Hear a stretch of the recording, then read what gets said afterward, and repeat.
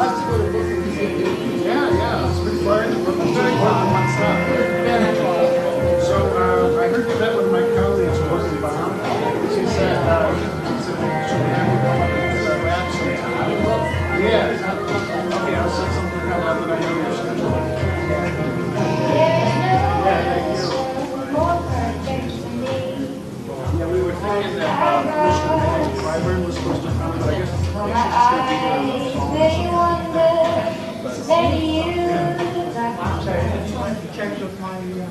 Good evening, everyone. How y'all doing? Alright, lots of energy out there tonight. I like it.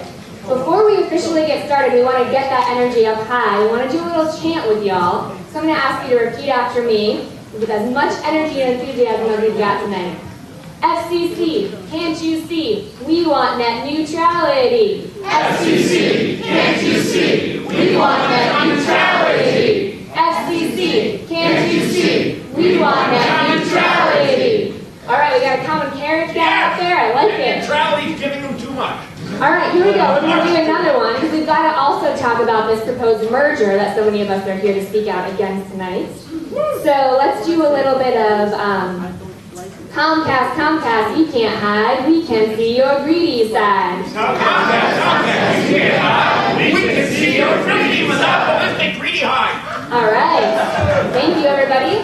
And without further ado, we're going to go ahead and get started. I'm going to bring up Craig Aaron, President and CEO of Free Press.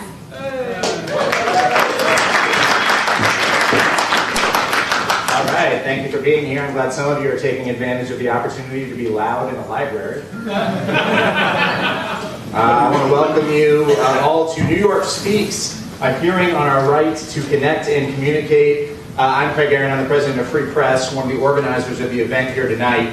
I want to be sure to acknowledge the other lead organizers on this event, Common Cause, Consumers Union, Demand Progress, and the Media Action Grassroots Network. And we have to give a special shout out to Magnet because they were the ones who helped organize the amazing cultural speak out and street theater and great baritone sax that was going on out there on the plaza. So hopefully y'all caught a little bit of that as well. And if things get slow tonight, we're just going to go ahead and bring Dragonfly back up. So, all right. So we're going to hear from a lot of those groups tonight. Especially, we're going to hear from you. I bet you've already signed up to testify because I'm sensing. No. I won't sign anything that involves. All right. Anyway, if you're interested in signing up and testify, there is a gentleman, Michael, right there over here, walking around with a clipboard.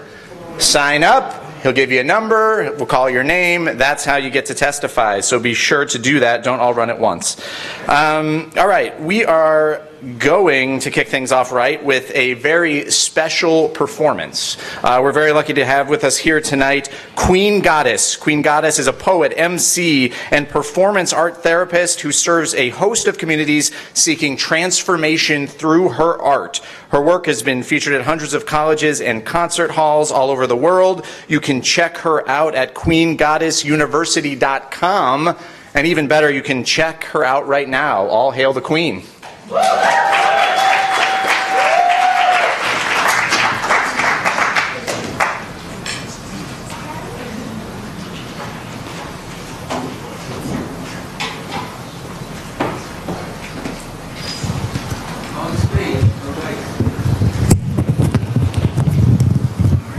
Can you see me? Yeah. But more importantly, you will feel me. So I don't want to be on stage. I want to be on the level with the people. Is that all right? All right. Now, I heard that there were a bunch of people in this audience tonight who are unafraid to make change. And that being the case, I know that you can make some more noise than you just did. So please make some noise.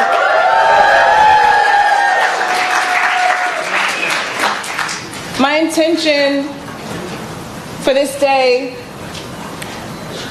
is to put out there into the universe that may justice always make its way to us. Fearless and unstoppable, may it burst through walls, cut through the barbed wire, leap over the barricades, dodge the bully and the bullet, soar above the booby traps and the fire pits, make its way across the endless sea. The manless drone and heartless dragon never stood a fighting chance. Justice is way too badass. Every single day, may it arrive on time and in divine perfect condition, ready, willing, and able to do it all again tomorrow.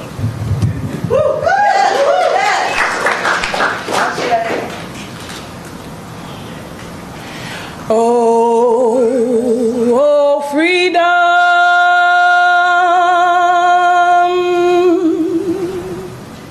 Oh, freedom.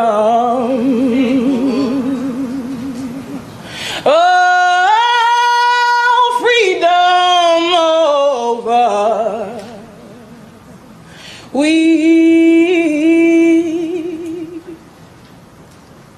And before we get degraded from our rightful place in history, ain't nobody gonna sleep till we're free. Ooh.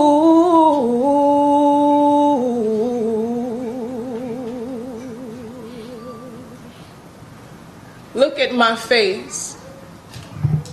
Look at my face. It is long and narrow and windy and rocky with ditches and U-turns, young curves, ancient angles, and true.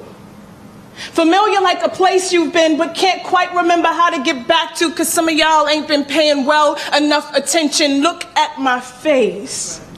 Ain't no hiding for me. These eyes, they tell it. They show it, then take you in whole like oceans inside wells and leave you there even if you ain't ready to stay or swim. This skin is unflawless. With landmarks and signposts and checkpoints and rocky roads as if a map to kingdoms and villages and hoods and caves and safari terrains, but ain't no plains here, homie. Cause ain't nothing plain here, homie. Look at my face. There are messages here about enemies and saints, heathens, holy women and hoes dug deep through soil to a soul too deep to break hold without losing pieces of flesh. These scars, some old and fresh and hip like rock and jazz, oblong like the blues and discolorations and browns that ain't quite as deep as my reds and reds that ain't quite as bright as my light, and you see it. And you flock, and you peck, and you pick, and you burn, and you bask in it like sand and beach, and then you don't want to leave, but I ain't no vacation. There is too much work being done on these roads, and I mean real work. Like blood and sweat and tears and cleansing and scrubbing and scraping and other such repairs made by the natural order of things. Look at my face. There are shifts here. There are shifts here and quakes and protrusions and eruptions and unmowed lawns sometimes, and stuff ain't pretty or cute but beautiful like landscapes at a distance because y'all ain't in the thick of it. Look at my face. Look deeper and harder than you've dreamt about plunging your drills and your shovels into this earth, into this earth, into this earth. Look deeper and harder than you've ever dreamt about plunging your drills and your shovels into this earth for buried treasures. This chest, this womb, is a mirage of flatlands with stretch marks that are too hard to see with closed minds. Look at my face. I bleed like volcanoes that are too powerful to be inactive, so be afraid. Be very afraid, and be careful when you dig and cut and erase and try to tear stuff down. There is a natural order to things. Conception and cremation can happen in the same hollow mounds you dig. Look at my face. Look so hard that you no longer see me. Look so hard that you no longer see me. Look so hard that you no longer see me but yourself in these walls, in these roads, in this skin, in the valley between these mountains, in this cave, in this hood, in this hole, in this vast, in this black, in this thick, in this deep, in this dig, in this deep, in this dig, in this deep dig. You dig so that you may remember that you nurture as I do.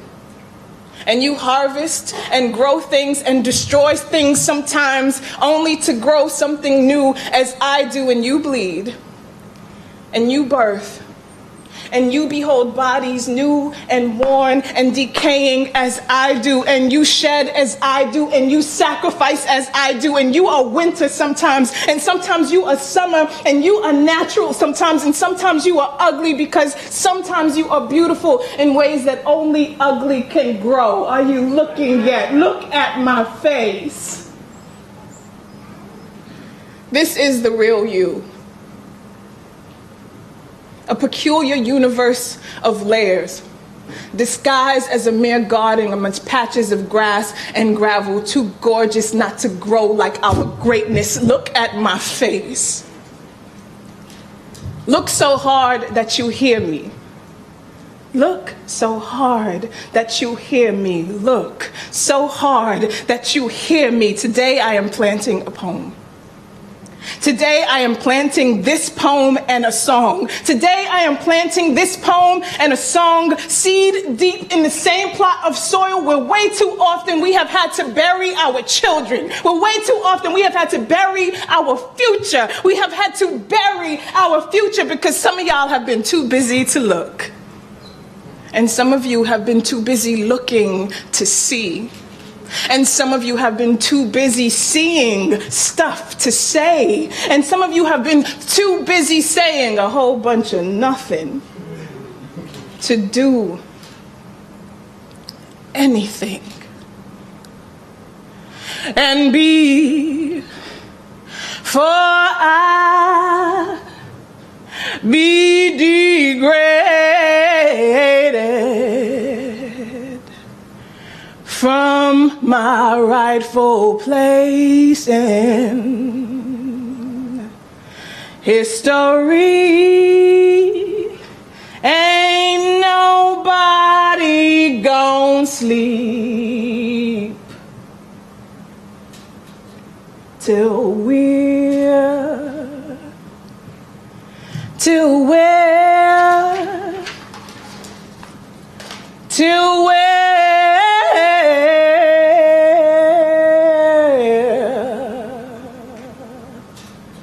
free. Freedom!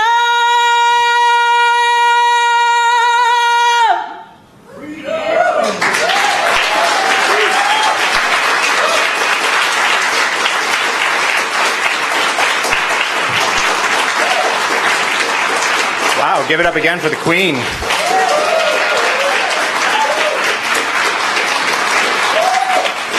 And while we still have an open internet, you're going to be wanting to go to Queen Goddess University. That's Queen, Godis, University.com.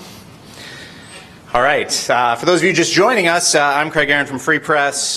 Free Press is a group that has been fighting to save the free and open internet and against big media mergers for more than a decade. And you can check us out at freepress.net. A lot of people have been asking us, why are you coming to Brooklyn to talk about internet policy? But we know that right here in Brooklyn that people are dreaming up the startups and services that we may someday soon think are indispensable to our lives, right here in Brooklyn. Right here in Brooklyn, we know that too many people know what it's like to be stranded on the wrong side of the digital divide. Right here in Brooklyn, down in Red Hook, some people are building their own community-based networks. And right here in Brooklyn, there are a lot more people that are paying way too much for corporate internet services that are way too slow, and for that customer service that always ranks as the worst of any companies in America. And we're here.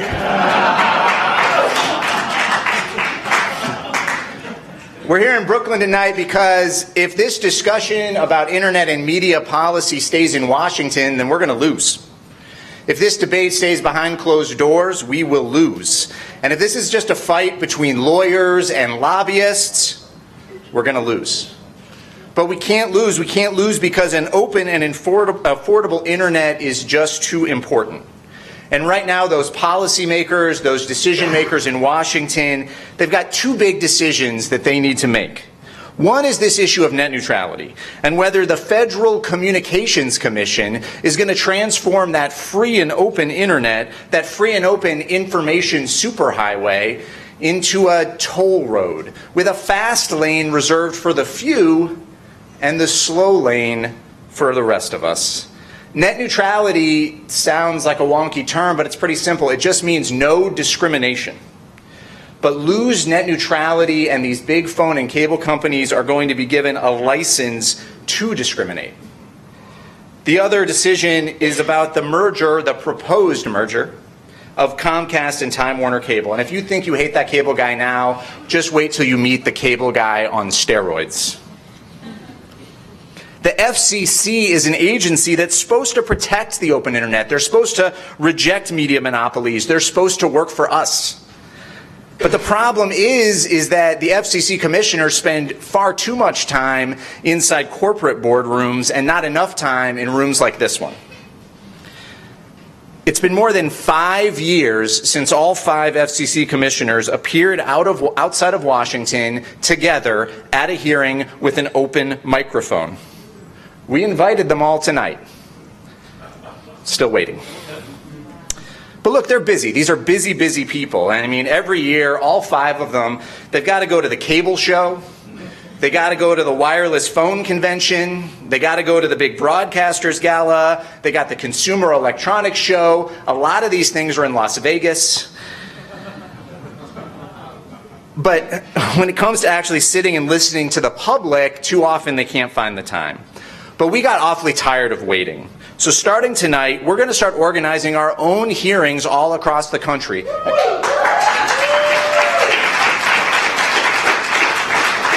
And we're going to save them a seat.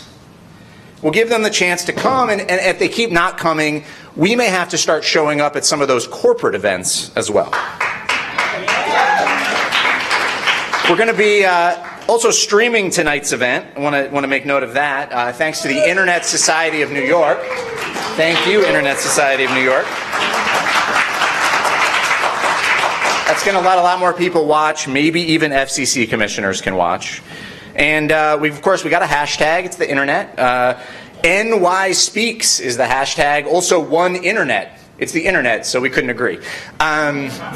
So use both, use one, follow the conversation, be sure to let people know what's happening here. And if you have not signed up to testify, Michael's in here somewhere, still over here. Michael, make sure to go see him.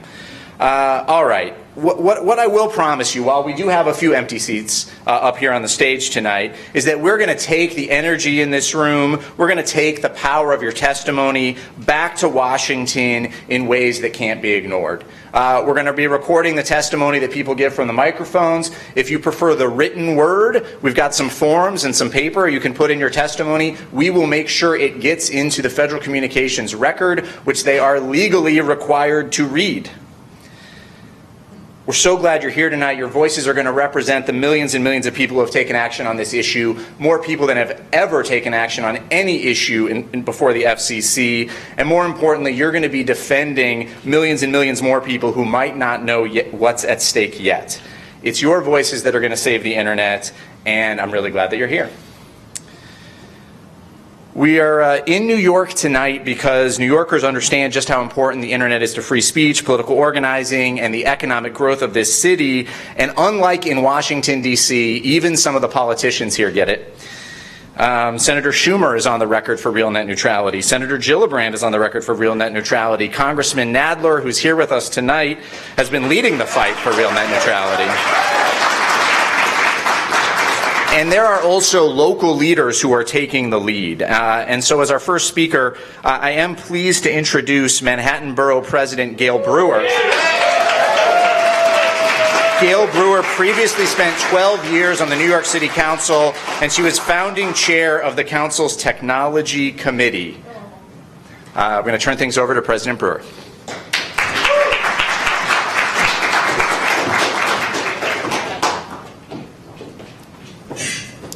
Thank you very much. It is an honor to be here with Congressman Nadler in particular, but with all of you. And I want to thank Jolie McPhee from the Internet Society. He has filmed every single one of the important discussions on this topic. I also want to just say today we had I testified at a city council hearing on open data, which is another issue that we have to keep in mind, making sure that the city of New York puts all city databases into the open data portal, because to me this is all part of the same issue, getting information out, making it public. And I also want to say one of the small things that I've been doing is working with a group called Digital Divide Partners, and they're providing access to the New York City Housing Authority residents so that they have a system of security that really works and that gives them opportunities in their apartments to have some say over the security in their building. So there are so many things that are going on that are positive in terms of the technology world. And as former chair of the technology committee in the city council for many years, I'm very proud to some of the accomplishments we've made, but only with the people in this room and many others. So thank you, Free Press, Common Cause, Consumers Union, certainly the Demand, Progress, Grassroots, everyone who's here. You really do make a difference. Not a lot of people understand what we're talking about, so we have to spread the word, and it's exciting to be part of the posse. I think you're a posse, and I'm loved to be part of your posse. So I think we know there are two pending decisions, as Craig Aaron indicated, before the FCC could change the internet as we know it. And it's frightening in some sense, but also part of the discussion that we're all very much involved in. Obviously, the future of net neutrality. We know that net neutrality is vital to the economic, educational, and cultural well-being of all Americans, and it's ironically being debated at the same time as the proposed merger between the two largest broadband providers in this country. And I must admit, I know I'm not supposed to say this, but I had a discussion with staff earlier today, and just in terms of merger issues, I mean, everybody in New York steals everybody else's Netflix information. They borrow their parents. I have a friend who's got rabbit ears out of one side of the apartment, and then she's got her mother's sister's brother, something else illegally over there. So the way that this internet / opportunity for viewing is going to change dramatically. It's already changed. It's all a hodgepodge of ways in which we get our information now. And it really, what's frightening about it is we don't want it to become, as Aaron indicated, controlled by someone who has no sense of what the public is interested in. So I think that we have absolute correct fears about internet fast lanes or paid prioritization requirements for content providers, and it could be much more real if, in fact, there's only one company essentially in our city when it comes to broadband. I know that we've all testified about the Comcast-Time Warner deal, and we know that consumers will only have one choice, in my opinion, a broadband provider. And in that time of marketplace, content providers will be forced to agree to paying Comcast, and if it was to go through here, much more for access to end users. And those costs will inevitably end up hitting us consumers in our pockets. So it's why we need the FCC to adopt strong net neutrality rules, these people right here, because that would be done, in my opinion, should be done by invoking Section 706 authority and full Title II authority. Now, as we know, those particular discussions have been taking place for a while now, and while there are many who fear an overbearing FCC that could damage the internet ecosystem through Title II regulation if it's strict, I believe that a rational rulemaking process can implement regulation without hurting innovation or development. I think it's also worth mentioning that the alternative, which is a world where the FCC is powerless to regulate the largest telecom monopoly in the world, would be much worse. And we have to really think about that. I think one of the issues, others know better than I do, but the fact of the matter is, I think In some cases, some of the large carriers are voluntarily abiding by some of the ways in which the net neutrality could be implemented, but it's only voluntary. And so we have to find a way that the FCC has clout. So I've written a letter with many of my elected colleagues asking the FCC to come here or any other hearing to discuss in a local forum all of these issues, just as Aaron has. Obviously, they've not yet taken up on your offer or our offer, which is why this event is so important. So I'm here to agree with you that we need to encourage competition in the broadband marketplace. We need to stop cable monopolies, and we need clear, enforceable regulation at the FCC. That's only reasonable, and I know you all agree. So thank you for the opportunity to speak, and now let's show the FCC how important an open internet is. Thank you very much.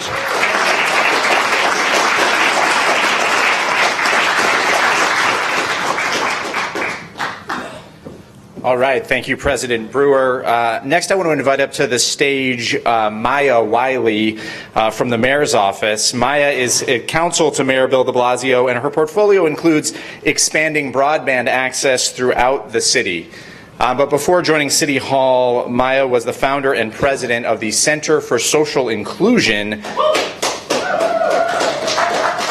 a civil rights attorney and policy advocate, and somebody who has long understood the connection between civil rights, media justice, and technology. Maya.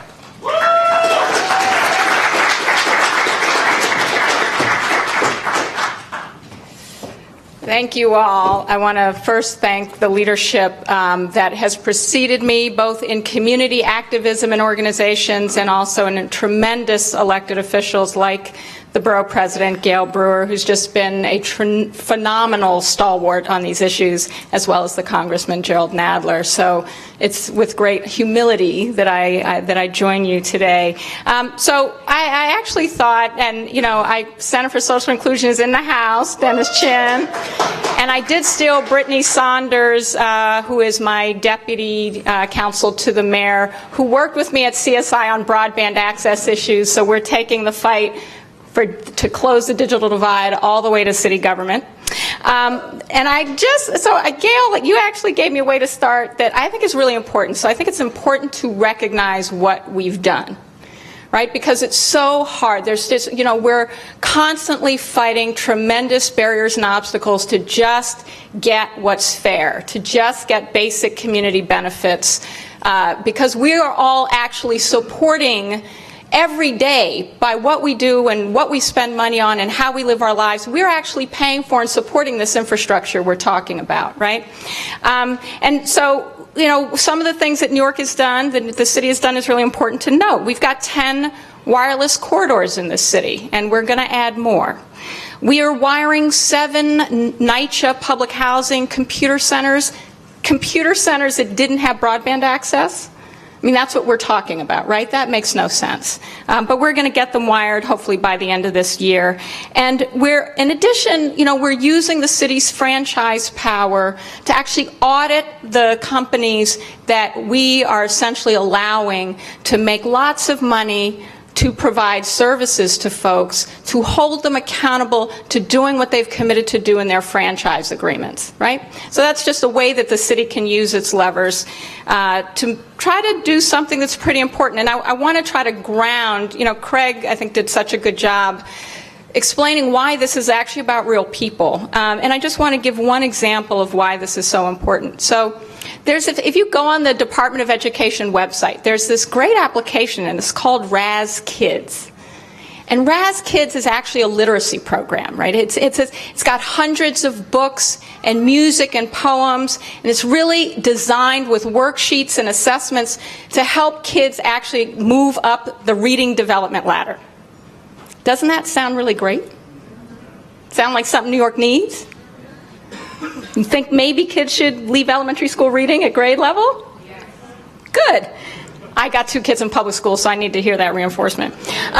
So one of the things that it says, if you go to that website, it says, please be sure your school has enough bandwidth to run the application.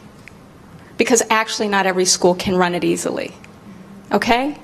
Now that is, if that one little anecdote doesn't tell us why it is so important to both demand that communities benefit from their support of companies. We want companies to exist. We actually have no problem with it. We just want competition. We want real, meaningful competition. Yeah, that's all I'm saying.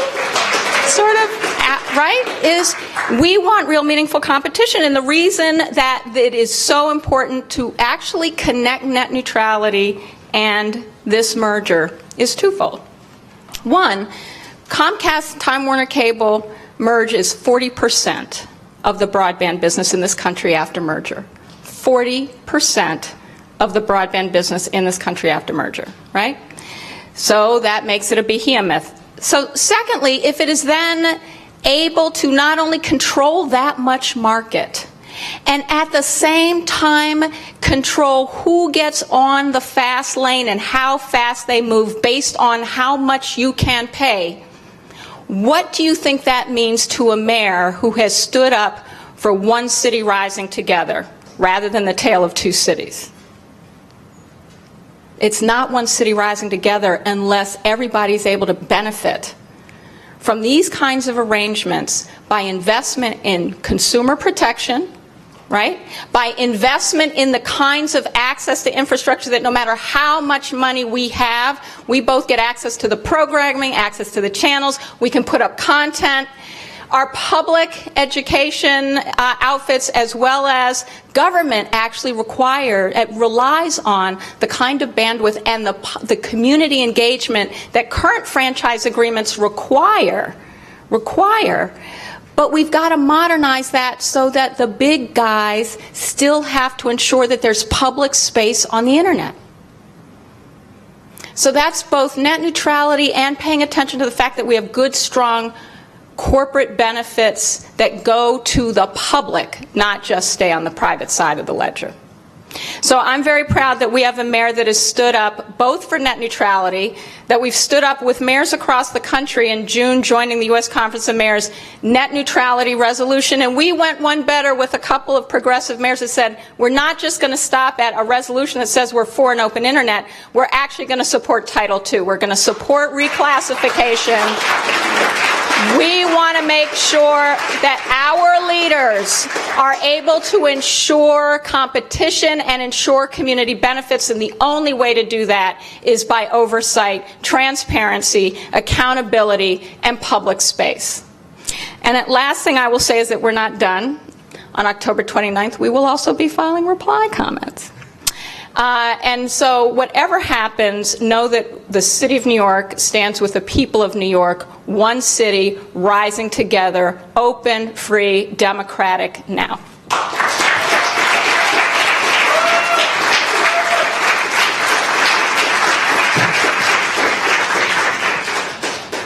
All right, thank you, Maya.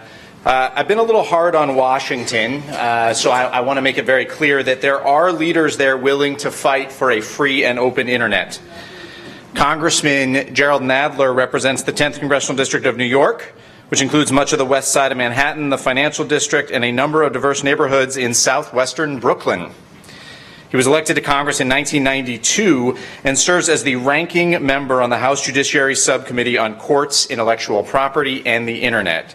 He has been an outspoken champion of internet freedom and real net neutrality, not just signing letters, but actually advocating on behalf of a free and open internet. He has also been a stalwart champion of trying to end unchecked spying and surveillance at the NSA. I want to give him a warm New York welcome, Congressman Nadler.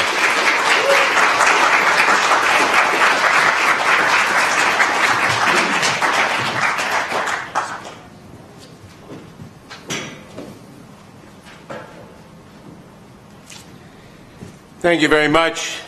It's great to be here with all of you fighting for net neutrality and really fighting for the future of the internet. Let me thank everyone who helped arrange this and who are joining in this fight. Let's be clear what the stakes are.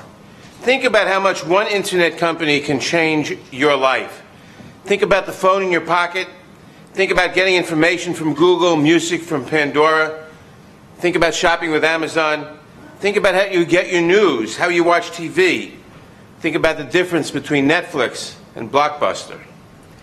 Most of the companies I just mentioned did not exist 20 years ago, and they certainly didn't impact our lives the way they do today. But that model is at stake. Who will be the innovators of tomorrow? And will the internet be a neutral platform where those ideas, the best ideas, can get a start? Or will they be priced out? Will the internet be accessible to all, or only to those who can pay? If we allow the FCC to abandon net neutrality, the result will be a pay-to-play internet where one company can refuse to allow fast access to another company or to anyone unless they pay a premium. One company, perhaps the cable company, might allow rapid access to, say, Netflix, and slower access to Amazon Prime. Unlikely in that case, but conceivable. Think about how that could affect your choice of video providers. Obviously, a pay-to-play internet will lead to anti-competitive behavior and will stifle innovation. What if a smaller competitor, a new competitor with a great idea, cannot afford to pay an additional fee for access to the internet's fast lane? Innovation would suffer, and ultimately consumers would be harmed. And the new companies, the future companies whose names we'll all know, might not get started. And you establish a monopoly of the existing companies. And I don't care how good an existing company may be, when it becomes a monopoly, it's not good and it doesn't serve the public interest.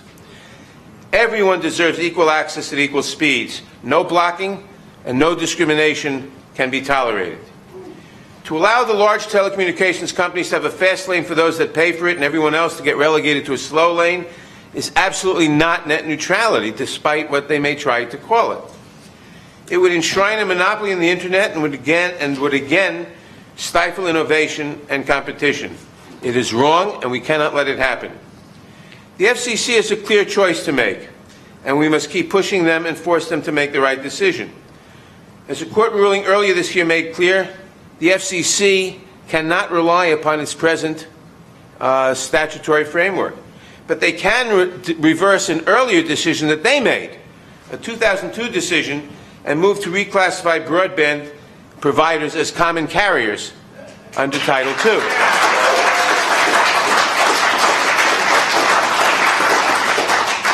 This way they would have to transmit everything at equal speeds regardless of content or of who is sending and receiving that content. The FCC's job is not to serve telecommunications companies seeking to make more money. Nothing wrong with wanting to make more money, but that is not the FCC's job. Their job is to ensure an open and free internet that would best serve the needs of customers, consumers, and society. We faced this question once before, in the late 19th century, when John D. Rockefeller demanded and obtained concessions and special discounts from the railroads, and in fact contained monopoly. The railroads couldn't ship his rivals' products. We invented, to stop that, the Interstate Commerce Commission. We invented the concept of common carriers. We said you can't do that because that harms the whole country, it harms the community, and it makes all of us subservient to one or two or three companies. Well, the railroads are still common carriers. The internet companies must be. The telecommunication companies must be. The internet is the modern railroad. It's the modern transportation and communication system. It must not be subservient to corporate interests.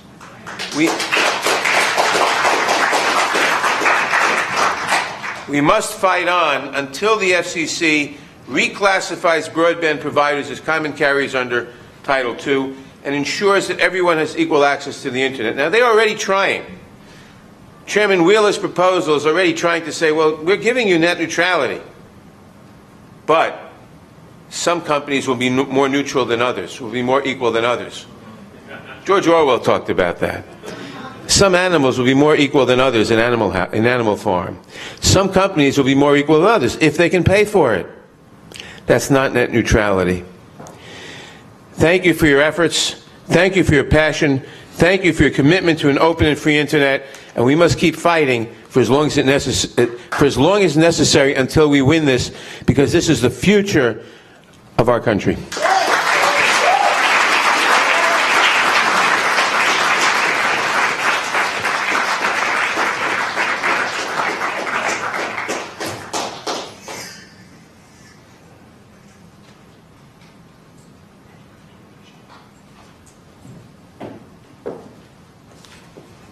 All right, we're going to keep things going, and I'm going to start coming up here a lot less, but just a couple more times. Right before we kick off the public testimony, and I do want to make sure if you have not signed up to see Michael with a clipboard, he's moved to the back of the room, be sure to sign up and get your number because the line is getting long, I think. I made that up, but I'm guessing it's true. We've got a couple of local advocates, innovators, and others from right here in Brooklyn who are going to help kick things off and give us the flavor here of what we're doing tonight and testifying. And I want to start with our good friend Dallas Donnell from Color of Change. For those of you, I assume you're already on Color of Change's list, but if not, colorofchange.org. Amazing, amazing advocates fighting on all kinds of issues, but those include internet freedom. They've been great allies in this fight and drawing the connection of what all these issues mean in particular for the black community. Dallas.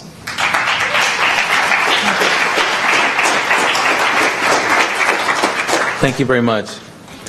My name is Dallas Donnell, and I'm here tonight to speak on behalf of colorofchange.org, the nation's largest online civil rights organization.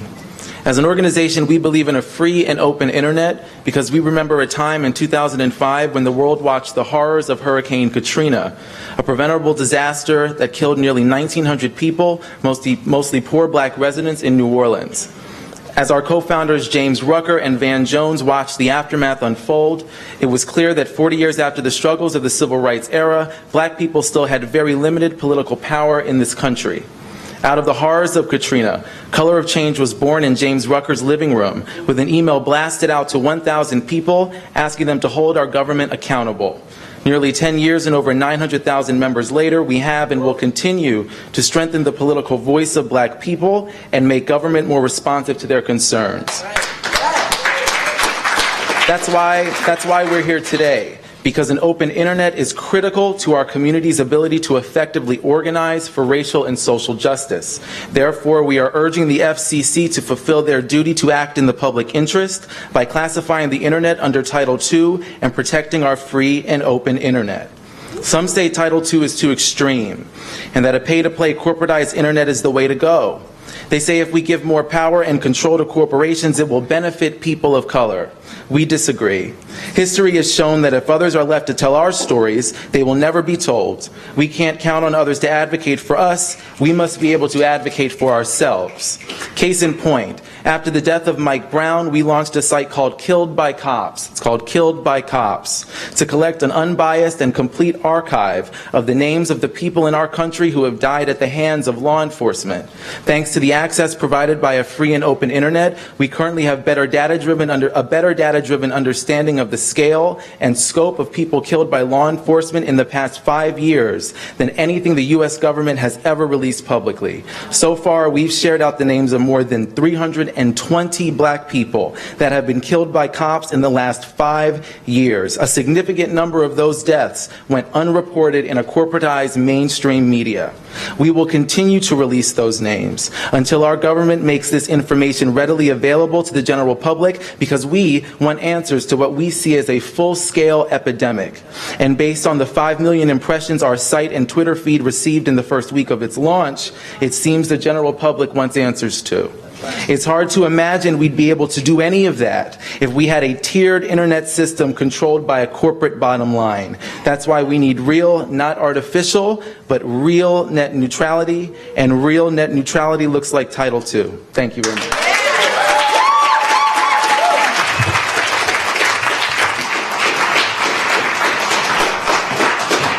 All right, I guess I'm going to keep using this mic. I don't know what mic we're using. But thank you, Dallas. That was awesome. And all right, who here has ever bought something from Etsy? That is pretty high penetration here. And many of you may or may not know that Etsy is based right here in Brooklyn, doing lots of amazing things and allowing a lot of great creators and makers to turn their passions into businesses. And Althea Erickson is here from Etsy, and she's going to say a couple of words.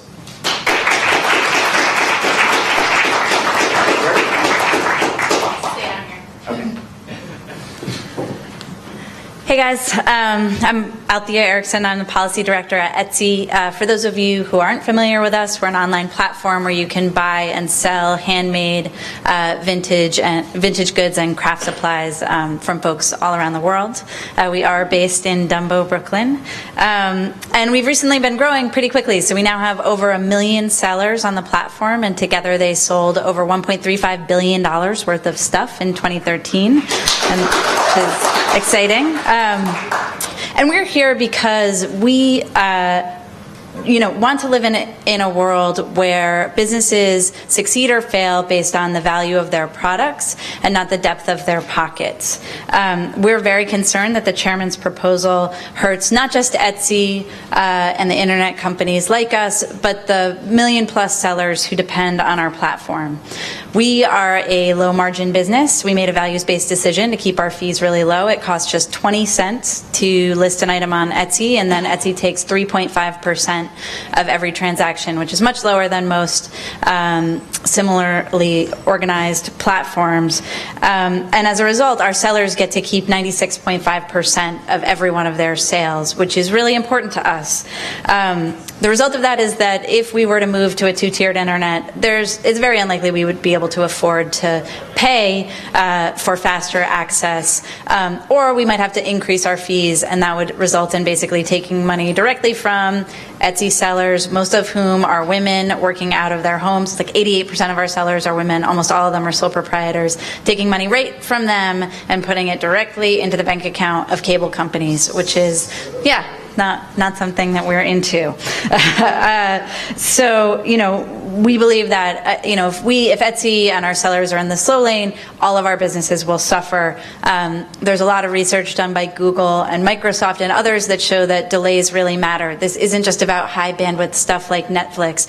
Really, if a website takes fractions of a second longer to load, people click away, and in fact, they don't come back. And so that's both a short-term and a long-term impact on businesses. Which shows us, I think, that this is not just about tech companies. It's really about anyone who depends on the internet to reach people, to reach an audience, to reach consumers. And that's why we're urging the FCC to reclassify broadband under Title II also with adequate forbearances, light touch regulation. We're all for that. But we believe that's the only way that the FCC can protect the open internet once and for all. Thanks.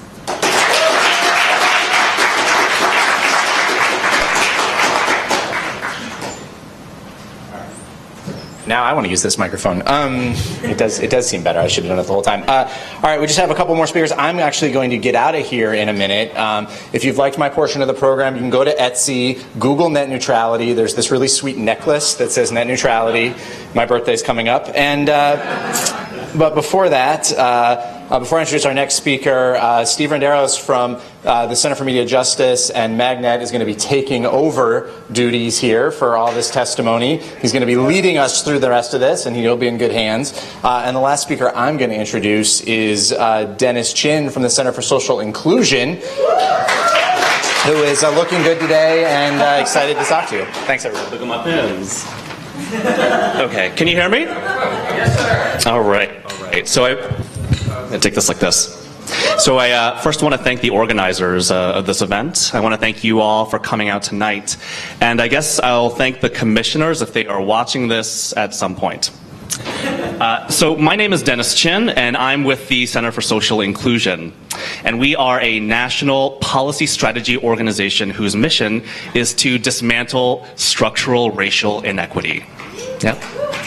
So the fight for internet freedom is also a fight for affordable, quality, high-speed internet options, especially for low-income communities, rural communities, and communities of color. Yeah? So these are the communities that have been historically redlined from fast, reliable, and affordable internet. But it's also these communities who are showing us a way forward. Yeah? So who here has heard of the Red Hook Initiative? Yes, let's make some noise and raise your hands. So it's a Brooklyn-based, community-based organization. And they paved the way to keep their community online, connected and communicating with one another during and after Hurricane Sandy through a wireless mesh network. Yeah, they were able to coordinate aid when the city physically could not. Yeah, so they were able to do this. They were able to provide their neighborhood with a wireless mesh network, partly because they partnered with a small independent internet service provider called Brooklyn Fiber. Yeah. So this isn't a small thing. I actually think this is pretty huge, because what this does, it actually shifts powers. It shifts power away from giant telecoms to community. Yeah, it's community-owned infrastructure. And this is powerful stuff. Like, imagine the implications if you're able to scale this up. It would be huge. So I mentioned this wireless mesh network because we need more tools, we need more approaches, more strategies in our fight for an open internet. Yeah? The wireless mesh network is just one community-driven example of the types of infrastructure that would better serve all communities because it's tailored and responsive to community needs. Yeah? So what do we do now? Yeah? So in New York City, yes, we heard it from Maya Wiley. We must demand community benefits. You know, we must push for accountability, transparency, and protect public space. But what else can we do? There are other things that we can do, and the solutions are in our community. Yeah? We can and should work to finance and support community-scale projects like the ones that we're seeing in Red Hook, because that actually shifts power, like I said before. And it opens up economic opportunities, jobs, education, all the things that Ms. Wiley said before that are connected to opportunities when you get broadband. And this is going to be great for racial equity. It's actually going to help historically underrepresented and underserved communities like communities of color. Yeah? So let's listen to the communities that are least connected and let's learn from them. Thank you.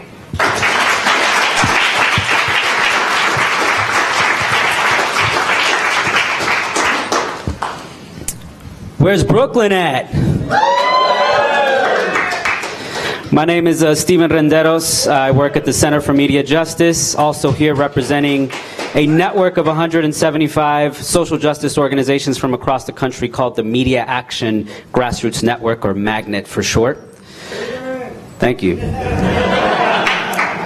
I made the long trek down to Brooklyn tonight, about 4 blocks. I live on Eastern Parkway and Rogers here in Crown Heights. I think I should get the prize for traveling the farthest. But in all seriousness, I wanted to kind of turn our attention to a numbers game. I wanted to kick this next piece off with a numbers game. I want to actually repeat a stat that Dallas was mentioning, 320. 320 black bodies killed by law enforcement in the last 5 years. And we know if we expand that to black and brown bodies, that number expands even greater. But when we think about the internet, were it not for the internet, the names Kamani Gray from here in Brooklyn, Michael Brown in Ferguson, Oscar Grant in Oakland would mean nothing. But it's because of the internet that we recognize those names. 250,000. 250,000, over 250,000 immigrants deported every year here in the United States. One of them, my friend Victor Guijarro. His son is my godson. Were it not for the work of the DREAM activists, the hashtag not one more, that number would mean nothing to us. 10 million. 10 million, over 10 million low-income families in the United States, many of whom have to apply for their government services, for their housing, for every basic function of daily life, for a job through the internet. One of them, my mother. And 5 chairs, 5 name placards, 5 empty seats, 5 commissioners at the FCC who are actually going to decide what happens to that vital platform that brings so much meaning to our lives. We invited all of them, and yet they're not here, and their silence speaks loudly. That if we don't take over this debate, they will. And what we'll get will be an internet that doesn't allow for that meaningfulness. So I wanted to kind of lead us in to the public testimony part of this. In previous gatherings that we've had around this, you know, we've had this microphone pointed this way, towards the stage, so that, you know, our elected officials from DC could actually hear from real people. But today we're going to turn it around. We're going to speak to each other. And the way this is going to work is for folks that have signed up for the public testimony, you've received a number.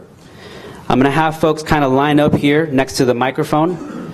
And you'll get messages from folks around us in terms of how much time you have left. I actually forgot the time limit. That's 90 seconds, thank you. So for folks that have 1 through 10, if we can get you to line up in front here, that would be excellent. 1 through 10. Closer to the stage.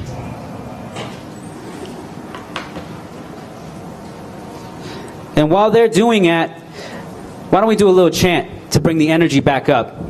All right. So when the internet is under attack, what do? Stand up, fight back. When the internet is under attack, what do? Stand up, fight back. When the internet is under attack, what do? Stand up, fight back. All right, let's open up the public testimony part here.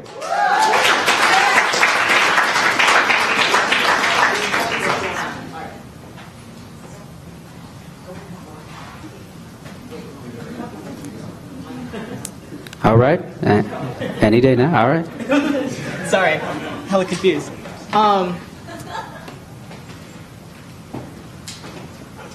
So people think I'm joking when I say that I come from the internet. I work there now as the tech director at 18millionrising.org, but I mean I come from the internet like I remember our first Macintosh. My mom's school district sold it to us at a really steep discount. I lived for that startup noise. I lived for the hiss and whine of the dial-up groaning to life. I am 100% serious when I say I come from the internet. The internet raised me. The internet saved my life. Have you ever been young and queer and brown in the great American suburb? Because I have. It takes its toll. Not all of us make it out of the closet, of the subdivision, of our teenage years. Man, I am almost 28 years old, and it's been a decade since I lived there, and I am still healing those wounds. An open internet isn't just a matter of survival. It's a matter of opening us to the possibility of magic. Not just magic in an Arthur C. Clarke sense that any sufficiently advanced technology is indistinguishable from magic, but magic in the sense that we're open to the encounter that will change us. The internet gave me my first chosen family. It wasn't just about ego tripping that there were these college kids on this message board who wanted to talk to me about ideas. It was about the moment of mutual recognition. It was a series of encounters that changed everything. The foggy, predetermined procession of days snapped into focus. There, a route of escape that was not forfeit or death, a word for how I felt, concepts that described what I saw, other people who made it out alive. That's how I know an open internet is about making magic. I've seen it happen. I'm living proof that when you have an open network that empowers the least among us to become creators just as much as the rich and powerful, we are literally saving lives. It's not just base survival, it's a chance to thrive. When I think about the powerful need for social change in this country, I think about how crucial an open internet is. I think about how over 1 million tweets were sent about Mike Brown's murder before CNN picked it up and the story and ran. And for better or for worse, thank God for high-profile live streamers, because otherwise they wouldn't believe Ferguson, Missouri is America in 2014. The stakes are high. They have always been high. But this series of encounters is moving towards something new. Let's get heady for a second. Louis Althusser suggests that the pileup of encounters is what precipitates the birth of a world. I've dedicated most of my adult life to building a better internet, to making sure no more queer brown kids get lost. I'm here to say that the magic is real, and that real magic isn't just smaller, faster processors. It's how fast family has become a freelance journalist in LA, and a junior professor in Ohio, and a nurse in Denver, and an organizer in Florida. We're from the internet, we're saving lives, we are turning our face toward one another, toward the radical encounter. We are birthing a world.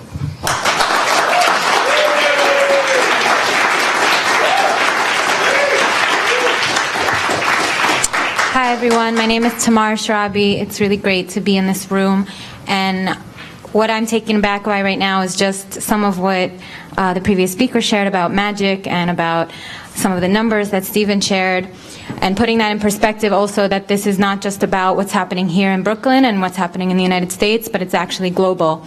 And maybe it was picked up this weekend where the elections in Tunisia, the elections that came after, all of these years of uprising and resistance that was largely fueled and largely, got its way because of an open internet. from Tunisia to Egypt to all of the Middle East, that impacted us here in the United States. That dialogue of the 1% that was able to come out because of our connections, making these connections with the Middle East. And so for me, doing a lot of work here in New York City about Palestine, about building global movements, urban struggles, right? All of that has to do with looking back at where we are coming from today, looking at the internet, making these connections, and especially about Palestine. We know that most of the media outlets in our city, they're all Zionist, and if we didn't have the internet, we wouldn't have any kind of say, and we wouldn't have any kind of connections about, which voices are being oppressed, which voices, the hashtag Ferguson to Gaza. Everything that has to do with Palestine is completely, when we hear about railroad, it's not that the railroad is running slowly, it's that the railroad doesn't exist, right? It's underneath the ground, we don't hear it. And so about magic and about seeing what we want to, creating the world that we want to build, the question about Palestine, the question about everything that's happening in the Middle East is so important when we talk about a free internet. Thank you.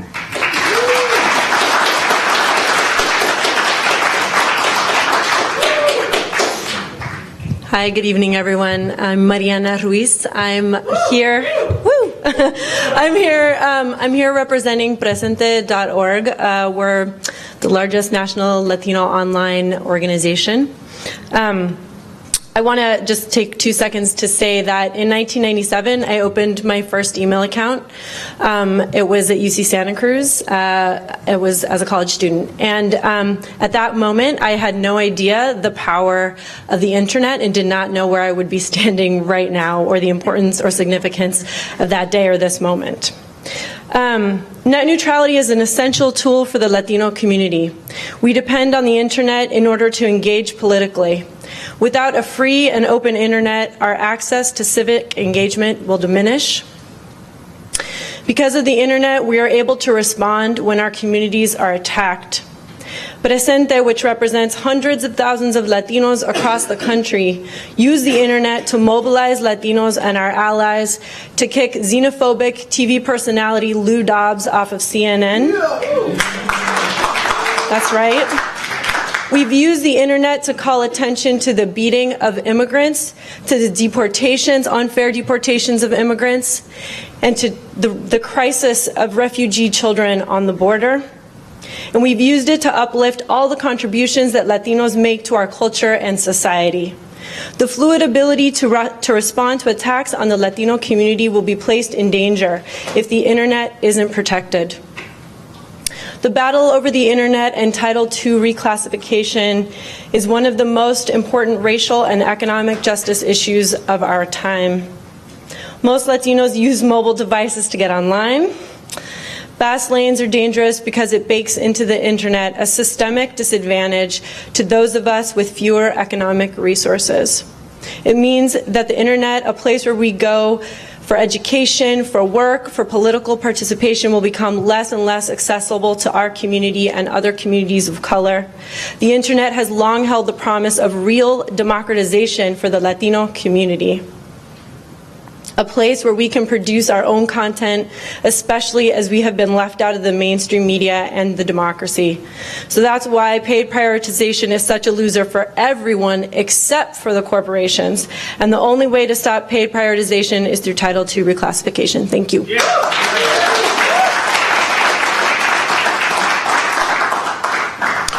Hi, I'm Chuck Bell. I'm with Consumers Union, the advocacy division of Consumer Reports, nonprofit, non-commercial media based here in New York. If the FCC rubber stamps a proposed merger between Comcast and Time Warner Cable, we can expect higher prices, fewer choices, and even worse customer service. So we can't let that happen. The most recent Consumer Reports survey on customer satisfaction ranked Comcast and Time Warner Cable near the bottom of the barrel for customer service and value.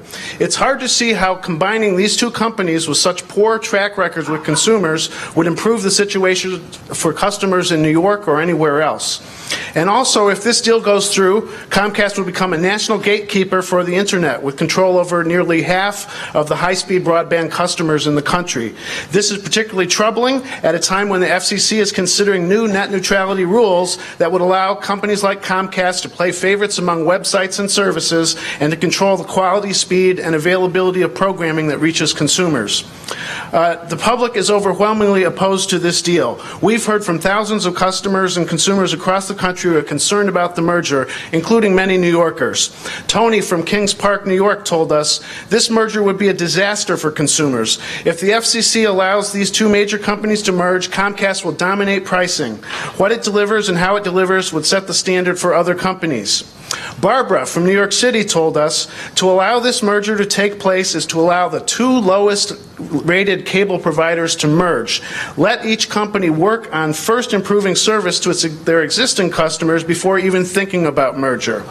And Karen of South Salem said it all when she told us, "The more monopolies, the less choice in media, and democracy suffers." So what would be worse than Comcast today? Comcast tomorrow. This merger needs to be stopped in its tracks.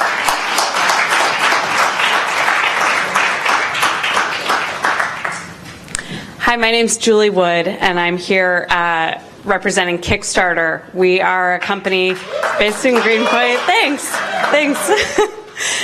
We're based in Greenpoint. We're a funding platform for creative projects, and I'm here because we strongly believe in the principles of net neutrality, and we believe that Title II reclassification is the way to protect the internet for everyone.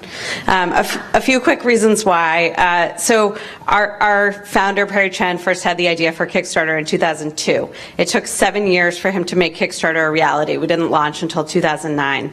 He was doing a lot of things during that time. He was talking to people. He was trying to raise money. He was trying to figure out how to make a website. One thing he wasn't doing was negotiating a deal with a cable company for access to a fast lane. If he had had to do that, Kickstarter might have never happened. We're in a competitive marketplace. There are lots of other sites that try and do what we do. That's cool. We don't mind. We enjoy the competition. We think that it's a way to be inspired and be motivated every day. But if the FCC allows paid fast lanes, we'll be competing not on who has the best product and who's serving their users the best, but who can buy access to a fast lane. That's bad for the innovation economy, and it's bad for users. We're a company of 97 people. We have one lawyer. We don't have the resources to negotiate with a cable company and to make sure that we're getting a fair deal. To appeal to the FCC under their commercial reasonableness standard would be incredibly difficult for us, and for companies who are smaller than us, it would be impossible.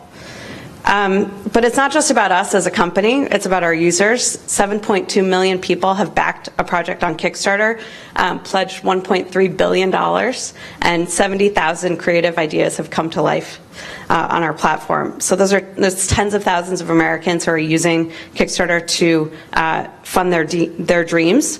We want to spend all of our time and our resources serving them and not negotiating with cable companies. And the last reason is the principle. Other people said it here, but the internet is magic. It's a place where people can say what they believe and bring their dreams to life. And the world will be a much less interesting place if that goes away. Thanks.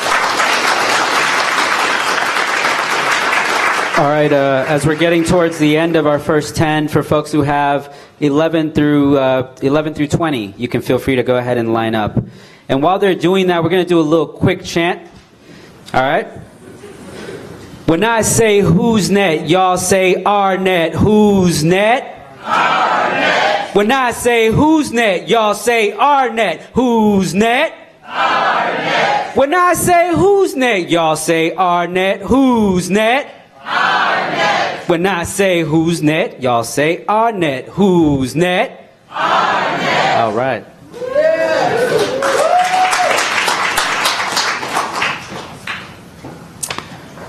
Hey everyone, my name is Michael Scrotto. I'm here representing the National Hispanic Media Coalition. I'm up here from DC. It's really nice to get out of DC and stand in a room like this. I wish more people felt that way. But seriously, I'm so grateful to see everything that's going on here and hear all the testimony. It gives me and all of us, I think, that are in this fight a great boost. And we need it because, this is a fight, and this is a fight that could very well be over in the next few months, at least at the FCC. So we all need to really buckle down and get this done. This is a huge racial justice and free speech issue that could impact all of us in this room, everybody across the country, folks everywhere. And as you've heard, the idea of the FCC's idea of what the internet should look like doesn't sound all that appealing. So I'm from the National Hispanic Media Coalition. We're a 30-year-old nonprofit that was founded to hold media makers to account for not reflecting the diversity of this country. While we've made some incremental progress with the traditional media over the years, something have not changed, mainly that the media has remained a critical space for the national discourse, yet the traditional media space, TV, cable, radio, newspapers, has remained largely controlled by corporate gatekeepers for the benefit of those with the deepest pockets. The promise of the internet to engage all of our communities, creatively, politically, economically, educationally, has put our country on a path to great equality of opportunity for all, and it should not be understated. Nor should the importance of keeping it free from gatekeepers and discrimination, corporate censorship, pay-for-play schemes, none of that should be understated either. We filed comments on behalf of a lot of the groups up here, Voices for Internet Freedom Coalition, and we brought up stories, some of them that were already mentioned today, about the way that Dreamers use the internet to organize for immigration reform and a just immigration system. The way that stories like the stories of Trayvon Martin and Mike Brown fell out of the local media's attention, only to get picked up on the internet and then become huge flashpoints for national discussion.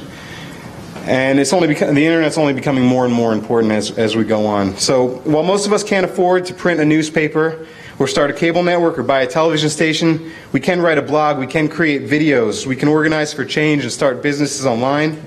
Of all the forms of media, the content that we see online is by far the most diverse and representative of every corner of this country. Fast lanes, slow lanes, blocking, discrimination, those practices will destroy the internet and the potential it has to lift up so many. The FCC must reclassify internet access as a Title II common carrier service and impose strong rules against blocking and discrimination online, regardless of whether we choose to access the internet on the computers at our homes or on the phones in our pockets. Thank you.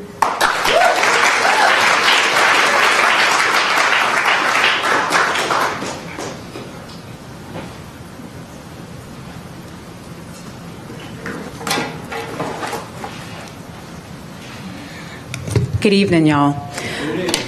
My name is Courtney Desiree Morris, and I'm an assistant professor of African American and Women's Studies at the Pennsylvania State University. And I'm here tonight to support the fight for net neutrality. As an educator, I know how critical access to the internet is for my students, especially those who come from low-income or rural communities and communities of color. The internet is a tool that students from underserved communities can use to supplement their education. It expands their horizon of possibilities and increases their ability to maximize their full potential both inside and outside of the classroom. The internet is a public good. It was created with public dollars and it belongs to us. It is our new commons, used by everyone and owned by no one, and that, I believe, is as it should be. Corporations like Time Warner and Comcast are welcome to use it and to benefit from it, but they have no fundamental right to regulate it, to put a price tag on it that will diminish our right to digital access and information. We must resist the corporate logic that argues that everything in the public sphere should be for sale. Access to a free, publicly controlled, single internet is not a luxury in this age of information. It is a basic human right that should not be subjected to the demands of the private sector.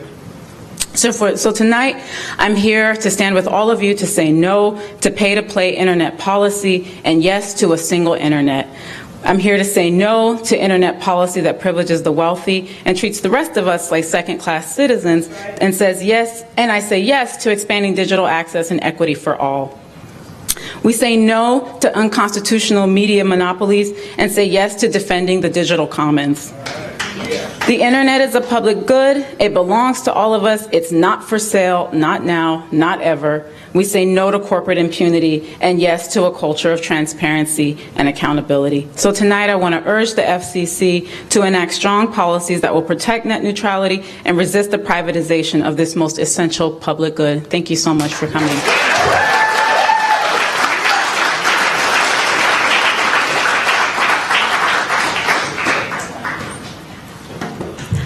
Hi, I'm Jennifer Posner from Women in Media and News, and I don't think the internet is magic.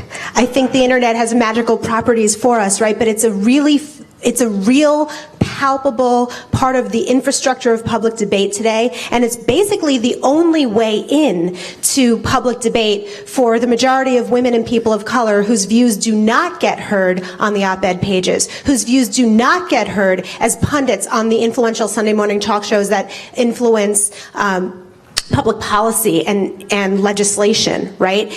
The internet is what allows us from our communities up, for women, for people of color, for queer people, for low-income people, to have a voice in not only what's going on in our communities, but a voice in influencing national debate. And the internet isn't magic, it is actually a life or death infrastructure issue for us, especially for women. Because, for example, I've been writing, as a journalist, I've been writing about the misogynistic nature of school shootings since 1998, when in Jonesboro, a junior high school, 2 boys killed a number of their female classmates and their female teacher. Only girls were killed, and the national corporate media, the mega-merged conglomerates, national corporate media, were hand-wringing. What could this possibly be? It must be violent video games. It must be the breakdown of the, quote, urban family, which of course we know what that's supposed to be code for, right? Nobody said what it was, which was that boy said, no girl's gonna break up with me, and went and killed a bunch of girls at school. And then what happened last week,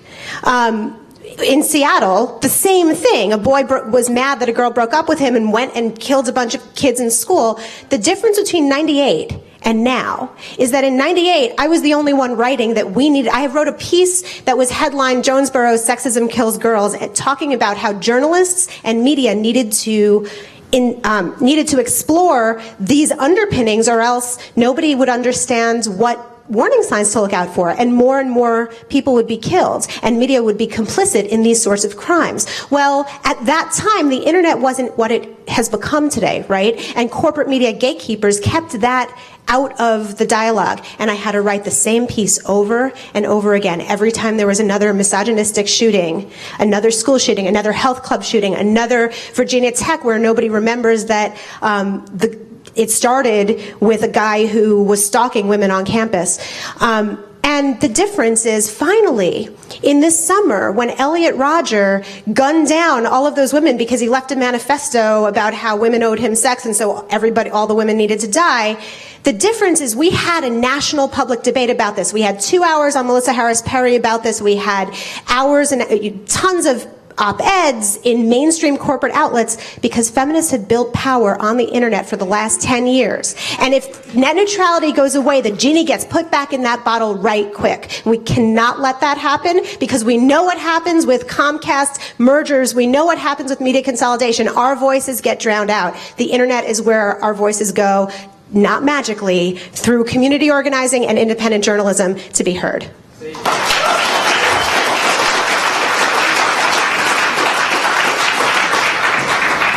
Good evening. My name is Howard Katzman.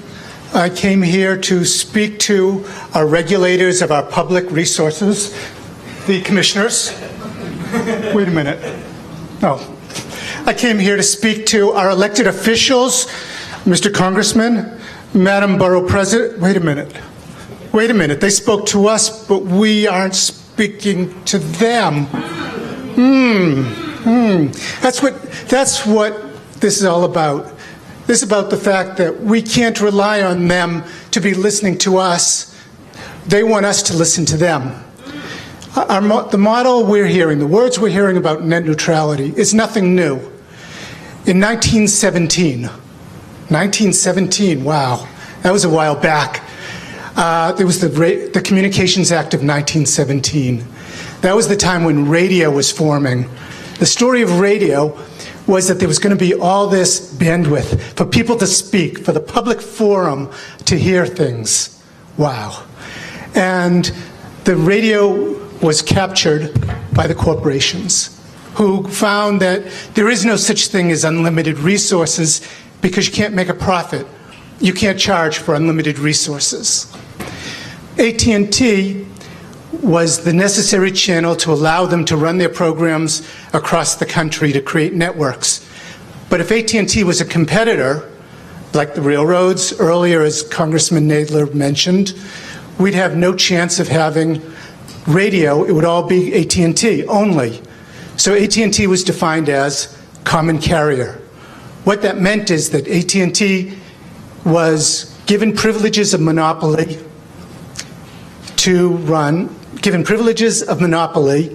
in exchange for they couldn't supply programs, they couldn't supply anything, and couldn't compete in program services.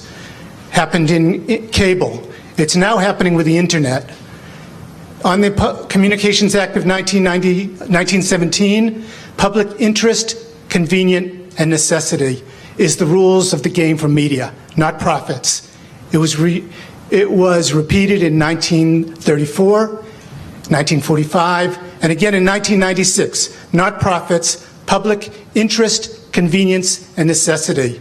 That's what we all want. We want to speak back and forth to ourselves and make it matter. Thank you.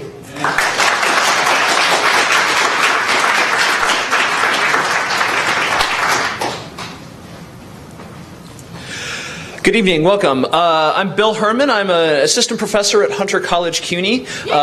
Thanks. I'm also now running our internship program, and for those of you who are running or part of all these awesome organizations, please see me after the event. I'd love to place interns with you folks. And I see some nodding heads already. That's great. I teach about law and policy a lot, and what I try to get my students to think about is think about this in historic context and think about this in international context. For a really quick recap of an important bit of international context, I urge you all to go online, while you still can, go to the website for the fantastic NPR podcast, Planet Money, and look up for episode 529 called The Last Mile. And in that episode, The Last Mile, Planet Money talks about how they have common carrier regulation in Britain, and it hadn't been enforced for years and years and years. And then they started enforcing it, and all of a sudden people started getting better internet at lower prices, and that was because regulators stood in and enforced the British equivalent of what would be Title II here. Now, to me, that alone says, great, we should definitely try that here. And when we look at all these international contexts in South Korea and Japan and all throughout Europe, we see much more heavily involved governments, and that's closely related to those folks enjoying much better internet at much cheaper prices and actually having real competition, which is fantastic. The other one is historic. When we look back at the history of long distance, we see that when AT&T was forced to allow competitive long distance providers, starting with MCI and then Sprint, long distance went from very expensive to very cheap, now to the point where it's utterly free, such that every internet site is begging for the chance to give you the free capacity to make online phone calls. So the more we look at this in broader context, broader international context, the more we see that the policies that are as far away from as possible from what the telecoms are telling us to adopt, the more likely people are to be better off with the internet going forward.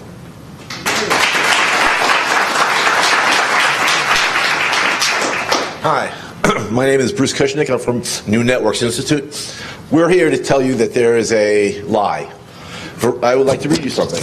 Verizon New York, as a common carrier under Title II of the Communications Act of 1934, constructed the fiber to the premises network as an upgrade to its existing telecommunications network. This is Title II already throughout the United States of all the Verizon territories. Verizon is using Title II currently as part of their rollout for Fios, as well as their rollout for the fiber to the cell towers. Two, why are they doing this? Verizon in New York got 3 rate increases of 84% of basic phone customers to pay for the Title II common carriage fiber to the networks, i.e. it cost everybody about $500 extra in New York to pay for these wires. 3, we are asking the FCC to investigate what happened, why these are Title II, why customers have been paying for it, and also, if it is Title II, then didn't they deceive the FCC and tell everybody that it was harming investment? This shows it's not. As far as the social contract, which most people don't know about, Time Warner and Comcast signed a deal called the social contract in 1995 to get $5 extra a month to be able to be put on the bills and wire the schools. They didn't wire the schools. and they they didn't wire the schools. Thank you. They didn't wire the schools, and they've been collecting $5 a month since 2001, which comes out to $800 per customer. Thank you very much. You can find this on newnetworks.com/New York Speaks. Hello, my name is Preston. I'm here to unofficially represent gamers and metalheads. For gaming is pretty easy because nobody wants to game in a slow lane, period. You'd have to pay more for that. That's really annoying. But for metalheads, the main thing about metal music is it's not mainstream. MTV will never post metal on their channels anymore because it is against corporate media. It is against slaving away the human race for profit and things like that, and MTV no longer represents that. They're more wanting you to look at Nicki Minaj's fake ass, I guess. I mean, I don't know. But with metal, I've always talked to a lot of my favorite bands when I go to shows in the recent year, and they've all told me, keep sharing on the internet, keep showing us, keep just downloading our music. They don't even care if we pay for their music.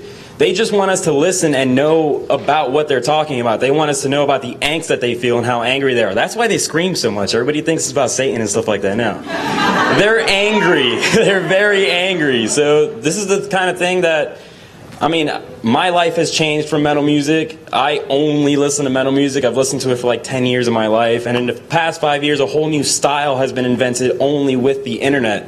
That wouldn't have happened without the internet. And if you have to pay to upload your music for people to listen to it, that's just completely restricting artistic freedom in every way. That is the worst possible thing to happen to humanity. Humanity needs music. No matter if you agree with the screaming or not, it's still artistic. But that's all I have to say. Thank you. All right. I liked everything the brother had to say, but leave Nikki out of it, please. As we keep it rolling, if you have a number between 20 and 30 and you signed up for public testimony, please go ahead and line up now. And in the interim, what I'd like to do is have us actually, take a group shot, because that's something nice. You know, let's have a nice, beautiful little memory of all of us here together. And so to do that, I wanted to kind of count down at least a few of the ways that I've heard that people use the internet. So for starters, we're using it for education. We're using it to organize. We're using it for jobs. We're using it for gaming. We're using it to fight back against police brutality, right?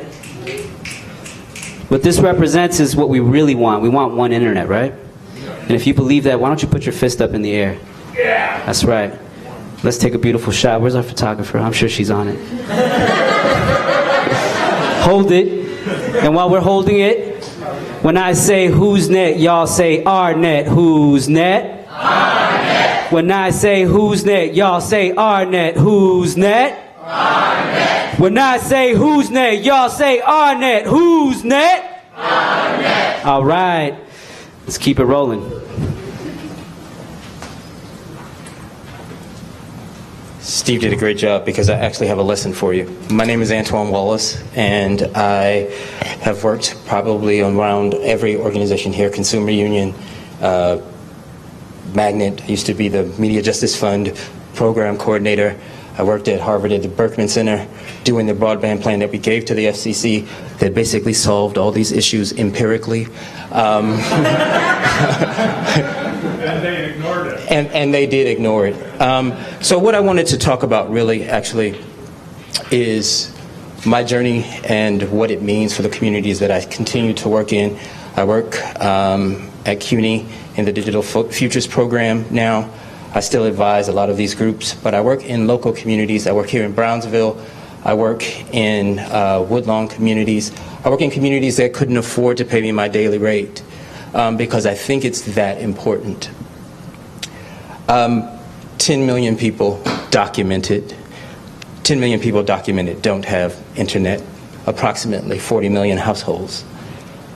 The commissioners say that they need the data to make best estimators. I teach statistics.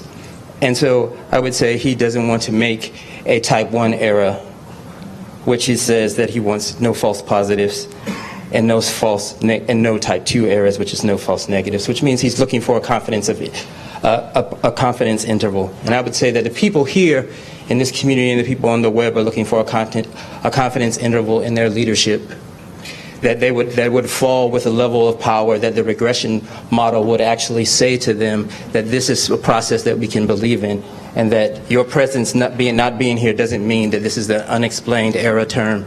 I don't understand it. And so we need to organize, but more than organize, I want to separate the ideology from the empirical. We have solved the empirical, and people are now, who would want to lead us, are leaning on an ideology, and we are in the known world now. This is the known world. Thank you.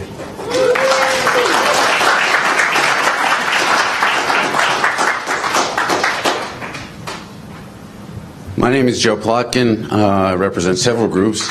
Oh, stop it.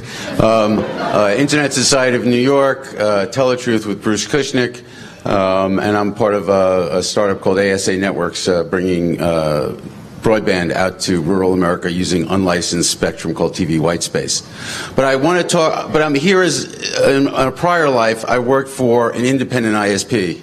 For those of you who don't remember, there were such a thing as ISPs before. The term ISP was taken by cable companies and phone companies. And what we have is a market failure. And I want everybody here to hear me and go forward and tell everybody they know so that you understand. When you hear that there shouldn't be regulation of the internet, right? They had unbundled parts of the physical telecommunications infrastructure and let competition flourish. But that competition was crushed. There is no such thing as independent ISPs. Okay? So net neutrality is a scrap on a table. It is not acceptable. Title II is the least we should ask for, and really what we should be demanding is the end to privatization, private control of our public communications infrastructure in America. That's the underlying problem, and until that's solved, we will always be suffering at the hands of that corporate interest. Thank you.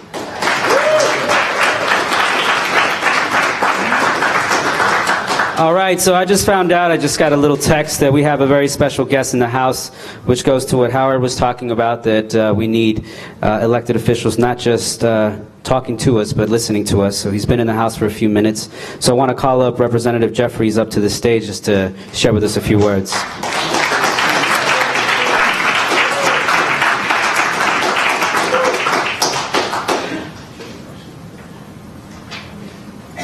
Well, good evening, everyone. It's an honor and a privilege to be here, and certainly thankful that so many people from across the borough and from across the city, perhaps even the region, have come out to share your thoughts on this very important issue. It's my understanding that a more senior colleague of mine, Jerry Nadler, was here earlier. I'm tempted just to say I agree with everything Jerry said.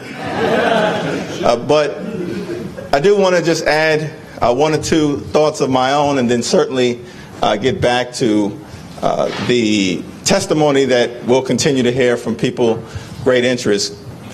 I serve on the Judiciary Committee and on the committee that has jurisdiction over intellectual property as well as the internet. Jerry Nadler, who I mentioned earlier, of course, is the lead Democrat on that committee. I'm honored to be part of it.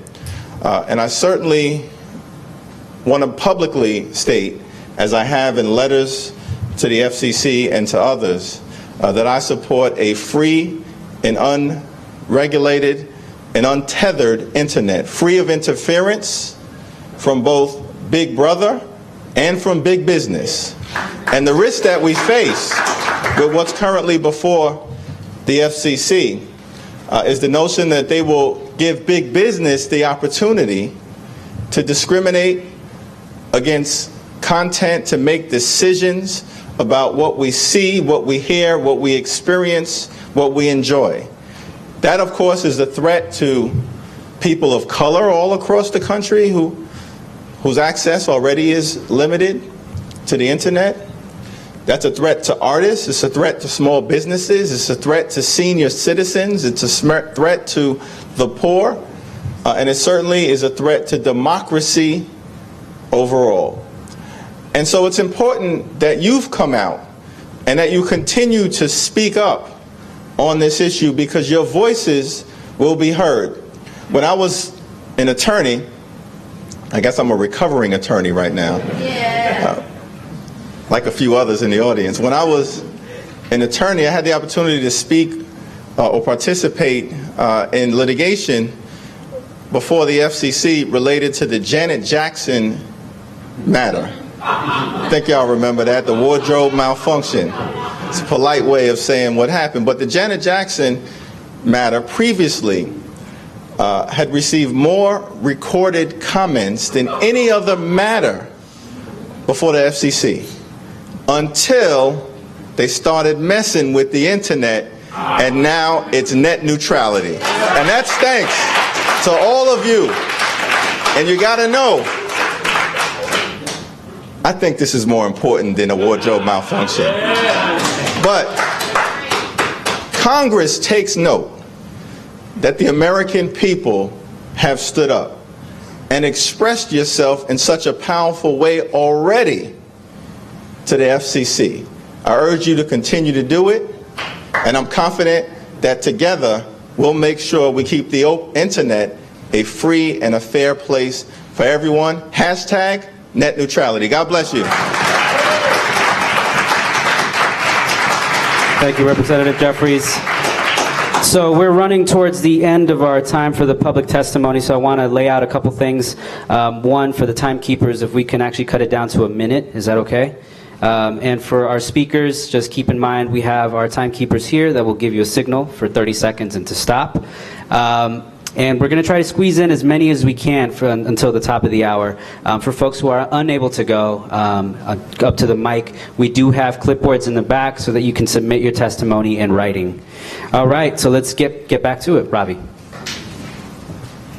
Hi everyone, my name is Ravi, and I'm sorry, but I'm on the slow lane, so to get my message across, I'll be here for half an hour.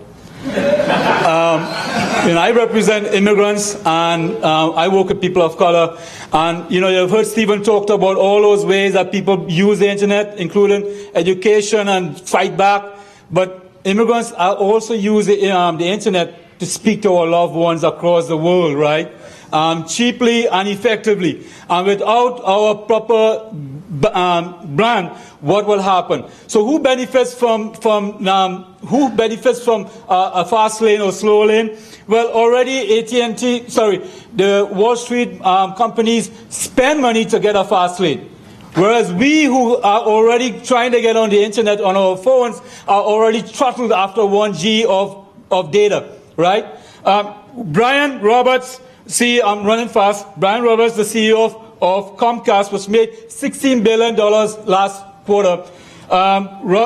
He made $31 million in annual salary. Roberts Marcus from Time Warner Cable, he made $8.5 million.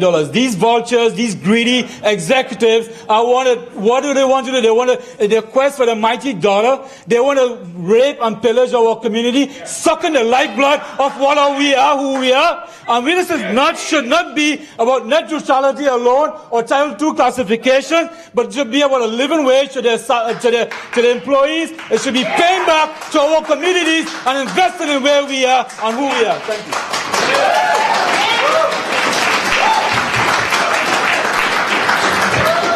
Peace, everyone. My name is Vanessa. Who here is an independent media artist? Yes. You guys are the people's media. The internet is people's media. When the internet was created, it basically cleared out the space for us to express ourselves and to create our own art and to speak for all the affected communities of crazy kinds of violence. I'm currently working with families that have been affected by police violence.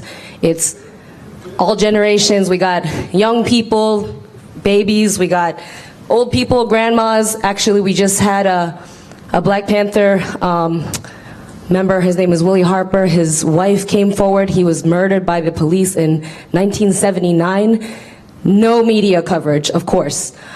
She just stepped forward to organize with the families. The families are now getting online to organize and to represent themselves after having been misrepresented for hundreds of years, because police violence started when this country was founded.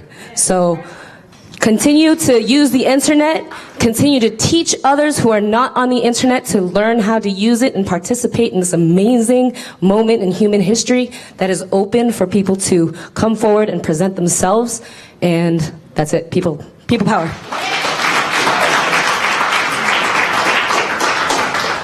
Hi, my name is Kate McNeely. I'm a community organizer and communications specialist with nonprofits here in Brooklyn and New York. I've worked with groups like Vanessa mentioned, as well as most recently the People's Climate March, Flood Wall Street, and other local community actions. I mention this because I've seen the importance of net neutrality and sharing stories, changing the narrative, and organizing each other into having real policy impact. Beyond just the idea of community stories being heard that aren't being heard on the major media outlets is the fact that we're at an unprecedented point in our world's issues where we need to band together both locally and internationally to stop, because we're fighting loud and, sorry, the squares of timing is making me nervous.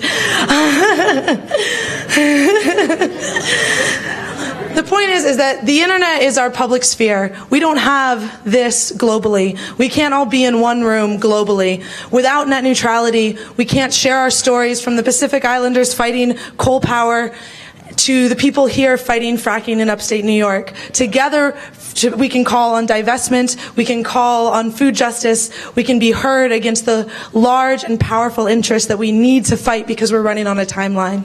Thank you.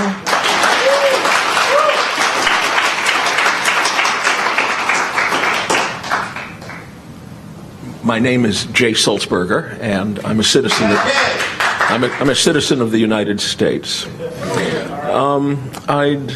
I'd like to. Well, in the first place, let me just repeat some of the things that have been said by many people here before. All this scarcity is entirely artificial, and one should, of course, if one understands anything about engineering and telecommunications, realize that it should cost about $10 a month. Now, I'm not talking about cable TV, I'm talking about the net. That's the natural price. Okay, now, I want to bring up a topic that hasn't been mentioned here. This fight is part of a much broader fight, but the part I'm interested in of the broader fight, which has also been mentioned by many people, is we're about, if we don't fight back and fight back effectively, to lose the right of private ownership of a computer. That's the other side of the coin of keeping a free internet, and I mean that literally.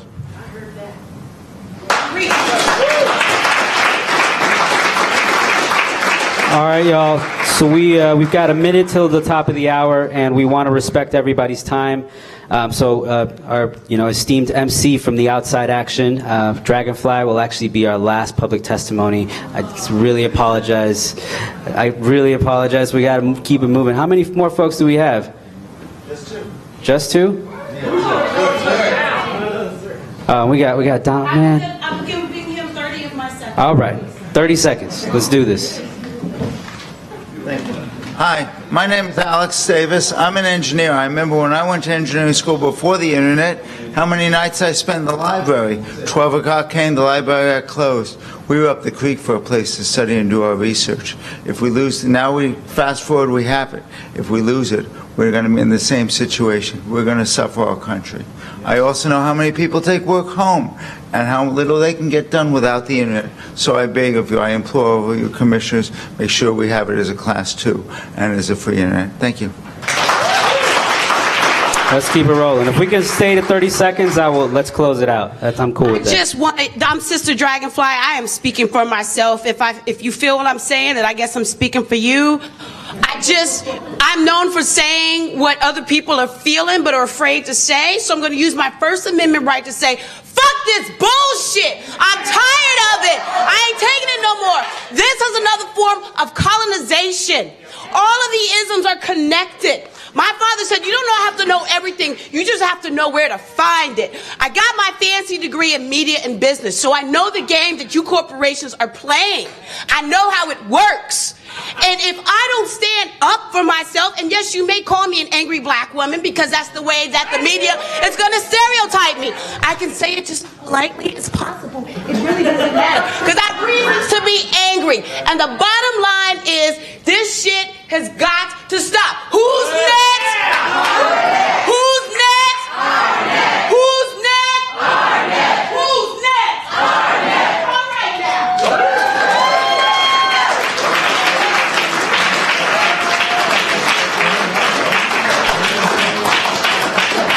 That was fantastic.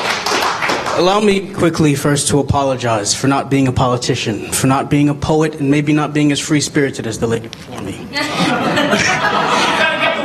But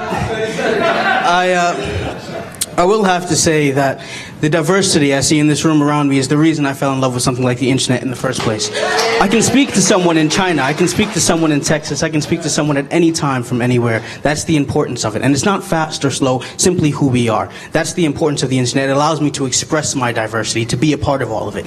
And I refuse to grow old and look back and say, where was I during this fight? My children will ask, where were you? When the internet is all the same, when every company is the same, when we sacrifice innovation for greed, when we lose everything that we have simply for that. And, sorry, one moment, just a little longer. I apologize for the time taken. If I was heading home tonight and instead of going on Netflix, I was going to Blockbuster to pick up a movie. Or if every one of you was looking on your MySpace tonight because Facebook would never exist. I appreciate your time.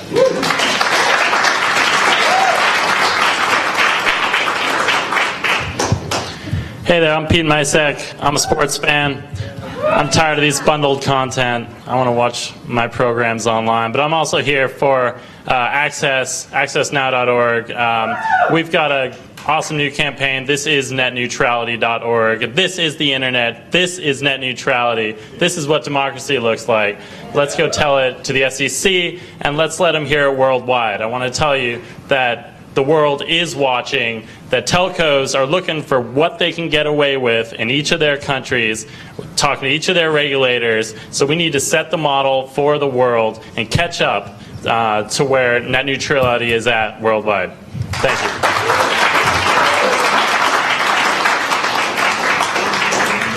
Well, thanks. I'm here as one of the most marginalized communities in America.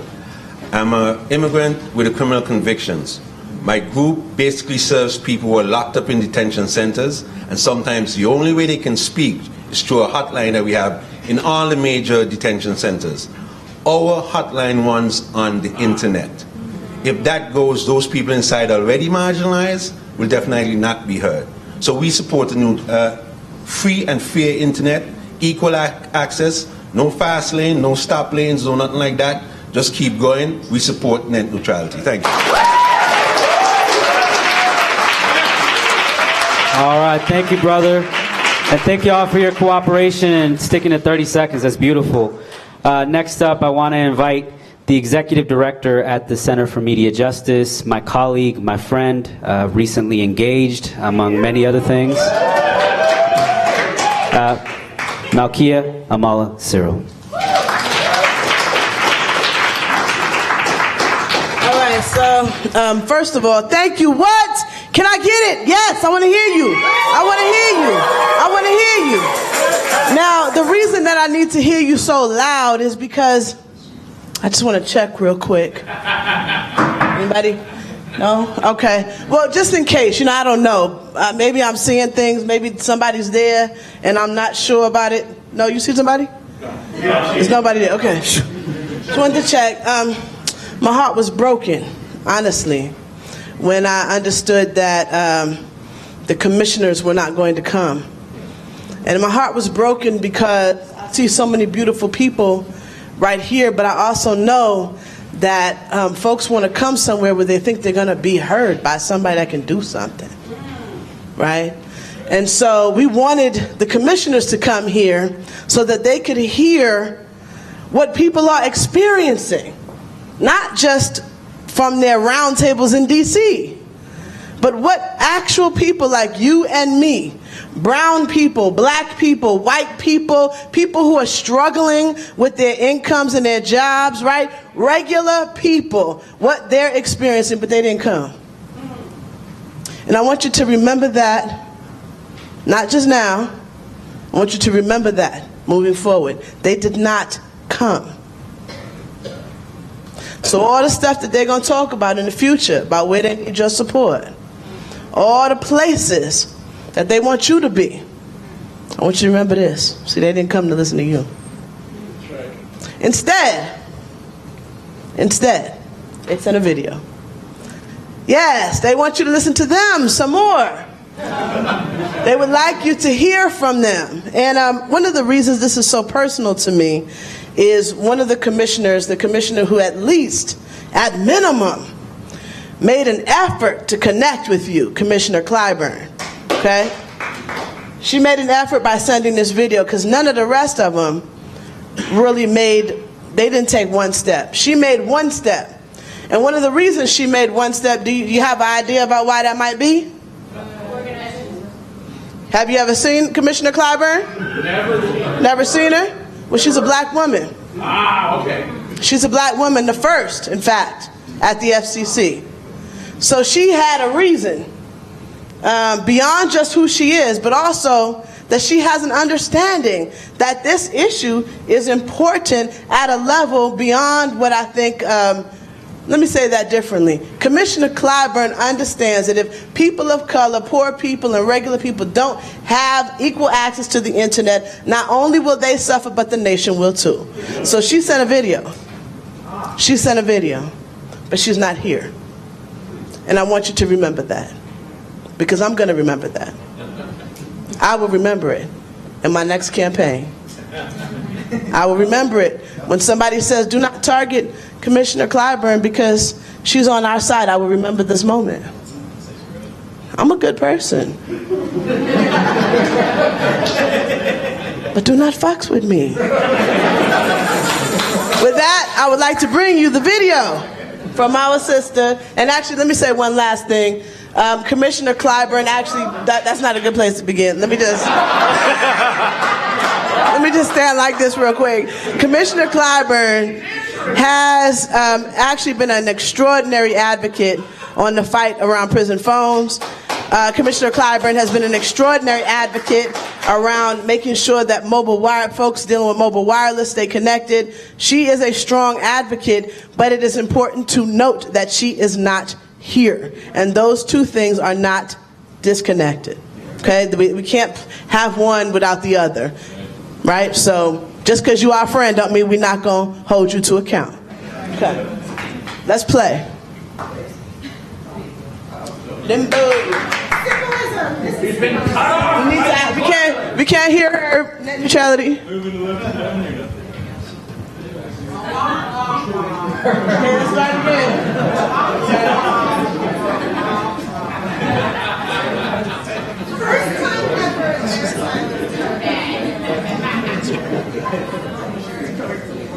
Okay, we can start. Are seeking to keep the internet open and free. We want to try that at the beginning, so let's try that one more time. Of the internet in our daily lives. And it's Sorry, we're almost there, guys. All right. Tonight, I applaud all of you for organizing and attending an event that highlights one of the most important issues that has faced the FCC in recent times. And while I wish I could join you in person, your voices are heard loud and clear, along with nearly 4 million others who, like me, are seeking to keep the internet open and free. The tremendous public response underscores the importance of the internet in our daily lives, and its ubiquity is why people are so passionate about preserving its openness. For many, this represents your first time participating in a government proceeding and underscores not only the importance of a free and open internet, but the power such openness has to encourage civic engagement.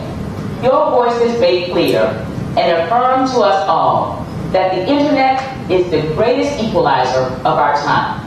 No matter who you are, how much money you have, or where you call home, this platform has broken down barriers and allowed good ideas to flourish. Traditional gatekeepers are rendered powerless, and innovation, access, and expressions are more easily exchanged. As the FCC moves forward, I commit to you that my focus will be on the consumer and the impact these policies have on the lives of average people. And the critical questions for me right now are, what is the right policy? Were we correct with our assumptions 4 years ago? What are the trends? How do we craft rules that are flexible enough? These questions and more must be asked because we need to be forward-looking in order to develop rules that are flexible. We must also ask about today's demand and what are the projections for the future, and just what proportion of that traffic is mobile versus fixed. Because one trend is absolutely clear: our increased reliance on wireless. The mobile broadband space looks quite different than it did in 2010 when the FCC first adopted different open internet rules for mobile versus fixed. The deployment of LTT was in its infancy 4 years ago with 200,000 LTE subscribers. Today, there are 120 million LTE subscribers, and the technology has been deployed to a projected 300 million Americans. The use of Wi-Fi has also increased substantially from 2010, and every projection suggests it will continue to do so. So for me, this means that we need to be careful to avoid creating differing or conflicting standards or rules for Wi-Fi and mobile. Along with increases in mobile broadband, the number of Americans who rely exclusively on a mobile device has also increased to 41%, up from 29% 4 years ago. For lower income Americans, that number is a whopping 56% today. And for Latinos of all income levels, the number of wireless-only households is 53%. For many of these Americans, that mobile device is their only access to broadband, if they have broadband at all. So I will be evaluating how the various proposals impact the consumer experience. I will ask if we're considering adopting a different standard for mobile, will it disproportionately impact communities that rely on mobile for connectivity? So for those who have been told no, by gatekeepers who control access over legacy platforms, for those developing the next great app in that garage, and for those with no garage at all, but a story to tell and a concept to pitch. The open internet is about you, about the importance of a good idea, and the power that rests within our grasp, the power that can reshape perceptions, change communities, and save lives. Technology, including the internet, is bridging gaps at speeds we could not have imagined just a few short years ago. It is tearing down barriers that once seemed impossible to get beyond.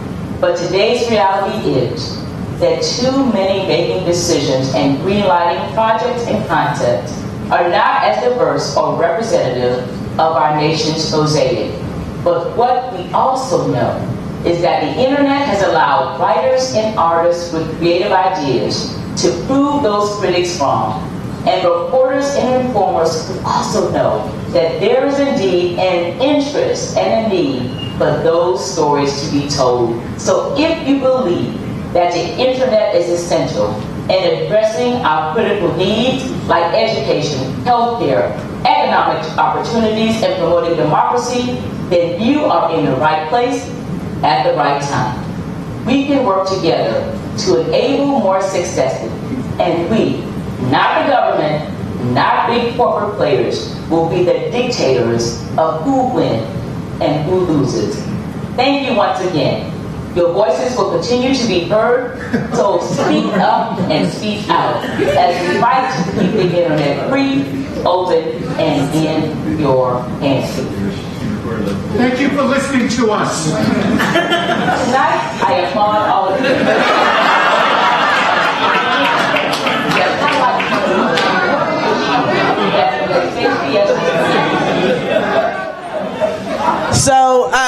know, earlier I was tongue in cheek because, you know, I was sad. I'm sad, in all honesty, that the commissioners couldn't be here to hear some of the incredible voices that were raised today. I think it was a beautiful thing, and I think it would have made a difference. I like to think it would have made a difference. But I would be remiss if I didn't make it clear that of the commissioners, of the 5, Commissioner Clyburn is one of the few that actually has gone to many different places to hear what folks have to say. She couldn't be here tonight, and also the commissioners as a whole are not listening right now, right? That's the point. They're not listening right now, they're talking. But there are a few people who are listening, and who have been listening for a very, very long time, right? And we have a debt that we owe those who have been able to listen, to take what they have heard and fight for the rights of those who do not, whose voices are not heard in the halls of power. One of those people, can you come up with me? Come on, because I don't have a bio. They didn't give me all that, but I'm gonna just stand here with you. Is that good? That's great. Okay. Former Commissioner Michael Copps. Please, yes. Actually, on that, stand up, do it for me. Come on, stand up for this man. Do that. Stand up for this man. Okay? Because I've only been in this field doing this work for what, 10 years, and he was here before me, and he was here before Craig, I think. Were you here before Craig, you think? Doing it before Craig at the same time. I mean, so this is a man that I have the honor of introducing now, but I have had the honor of sitting before in the past.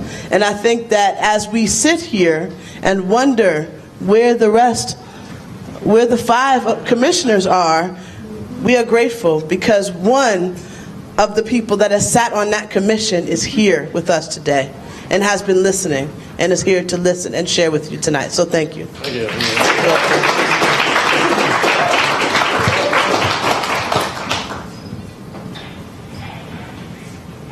Thank you very much. Thank you, Brooklyn. You know, I've been to probably 85 or 90 town hall meetings like this around the United States of America.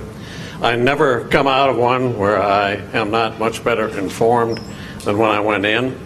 This is one of the best. You folks really get it. There's no question about that.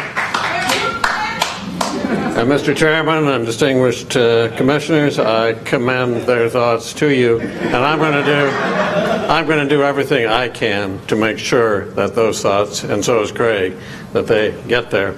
The hour is late. I'm not going to deliver. I'm going to abbreviate this. If you want to see what I was going to say in its entirety, Todd O'Boyle, my friend, will put them up on the Common Cause website. But thanks to everybody. But most of all, thanks to you. This is a democracy issue. It's a human rights issue. It's a civil rights issue.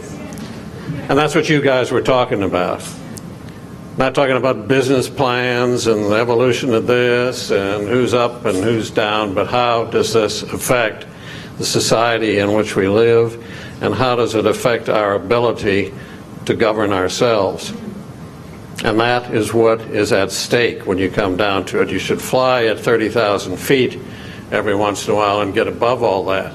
This is about our communications infrastructure, how we communicate with one another when we're not all in a room like this. It's about the news and information that we get. It's about who we hear from and who we don't hear from.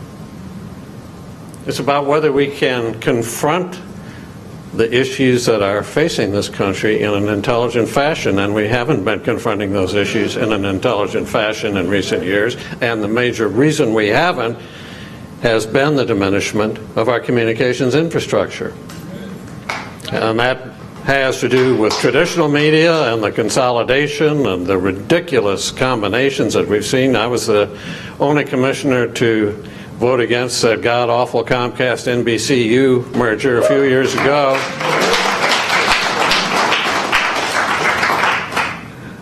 when it was over, at least I thought, well, they're out of the picture for a while. They won't be back.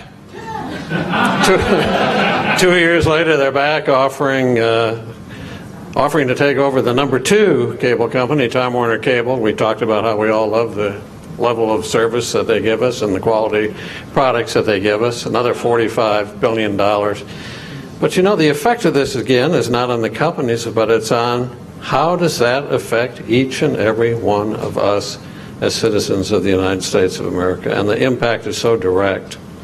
This is a real inflection point for us as a society and for those 5 folks there. The decisions that they're going to make between now and the end of this year, probably the most important that the FCC has made in a generation.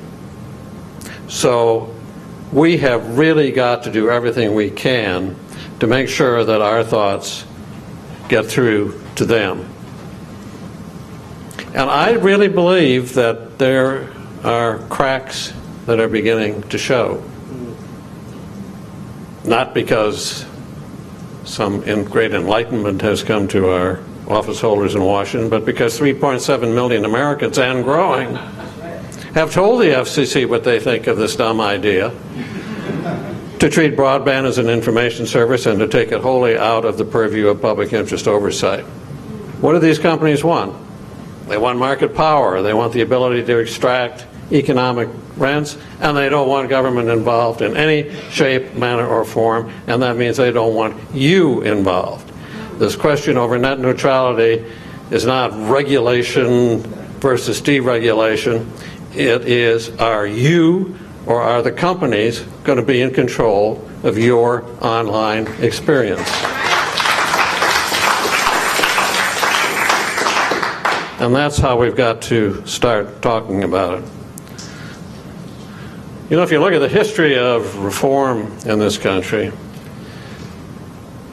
the great and wonderful and systemic things from abolition to civil rights and minority rights and voting rights and LGBT rights and labor rights and disability rights, those things didn't descend from the graciousness of our office holders in Washington, D.C.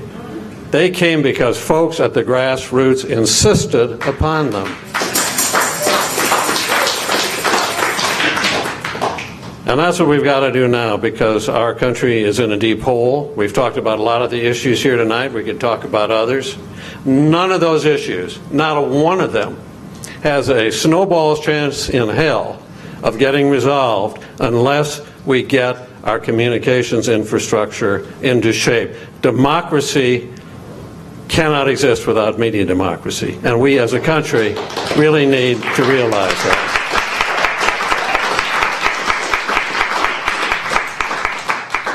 So all we're really doing here, in spite of all the Chicken Little protestations from the ISPs, Comcast and AT&T and Verizon, oh, the sky is falling, there's going to be all this micro-regulation.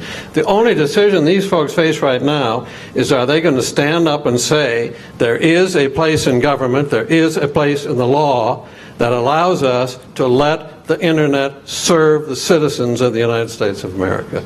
That's all they got to do, put it under Title II. Then we can talk about the exact configurations of this rule and that regulation and all that stuff, and that's horribly important. But none of us going anywhere. You know, they have you believe, well, we can write rules, but we don't have to do Title II.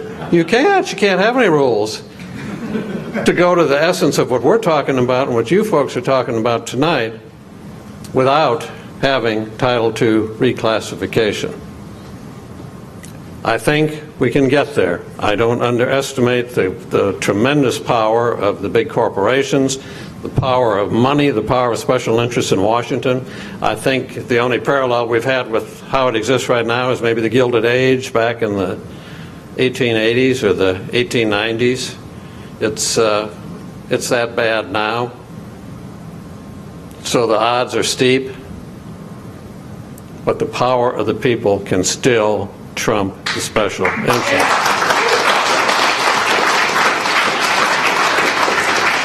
We've already kept some bad things from happening. When I started as a commissioner and free press was getting going in Washington back in 2001, 2002, the then chairman of the FCC, Michael Powell, was trying to loosen all of the media ownership rules, how many outlets one company can own, and he wanted to loosen those so that we could get a handful of companies owning all the local and previously independent stations that reflected the greatness and the diversity and the strength of the United States. And he won. Going in, he got a majority to pass those rules. But thanks to Free Press and Consumers Union and Common Cause and a bunch of others, and some dedicated members of Congress like we saw here tonight, we went around the country and said, no, this decision should not have been made inside the Beltway in Washington, D.C. It should have been made with the input of the American people. So we went around the country, and 1 million or 2 million people, as a result of the efforts of these organizations, wrote the FCC, wrote Congress. You know what happened? The United States Senate voted to overturn the rules that Michael Powell had jammed through the commission. And I had members of Congress come to me and say, you know, I went home last weekend, I had a town hall meeting. Somebody stood up in the back and said, what are you going to do about media ownership? This person said, I never heard that as an issue. I don't know that was an issue. Where'd that come from? Same guy came back in Washington and voted to overturn the FCC rules.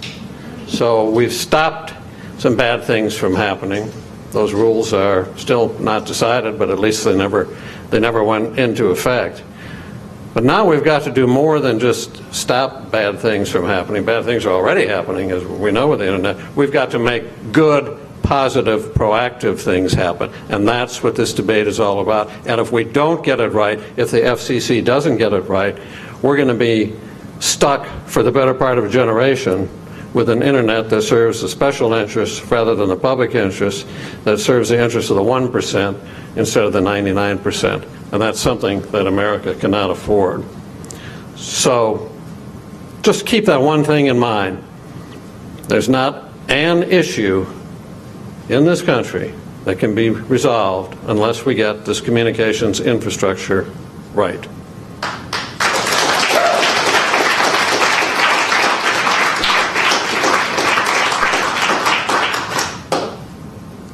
So who in here wants Comcast to get even bigger? Anybody? Do we want internet gatekeepers censoring your online access? Fast lanes for just the 1%? Absolutely not. So here's what I'd really like you to do to try to pressure the Federal Communications Commission to make the right decision going forward. I want you to get out your cell phones.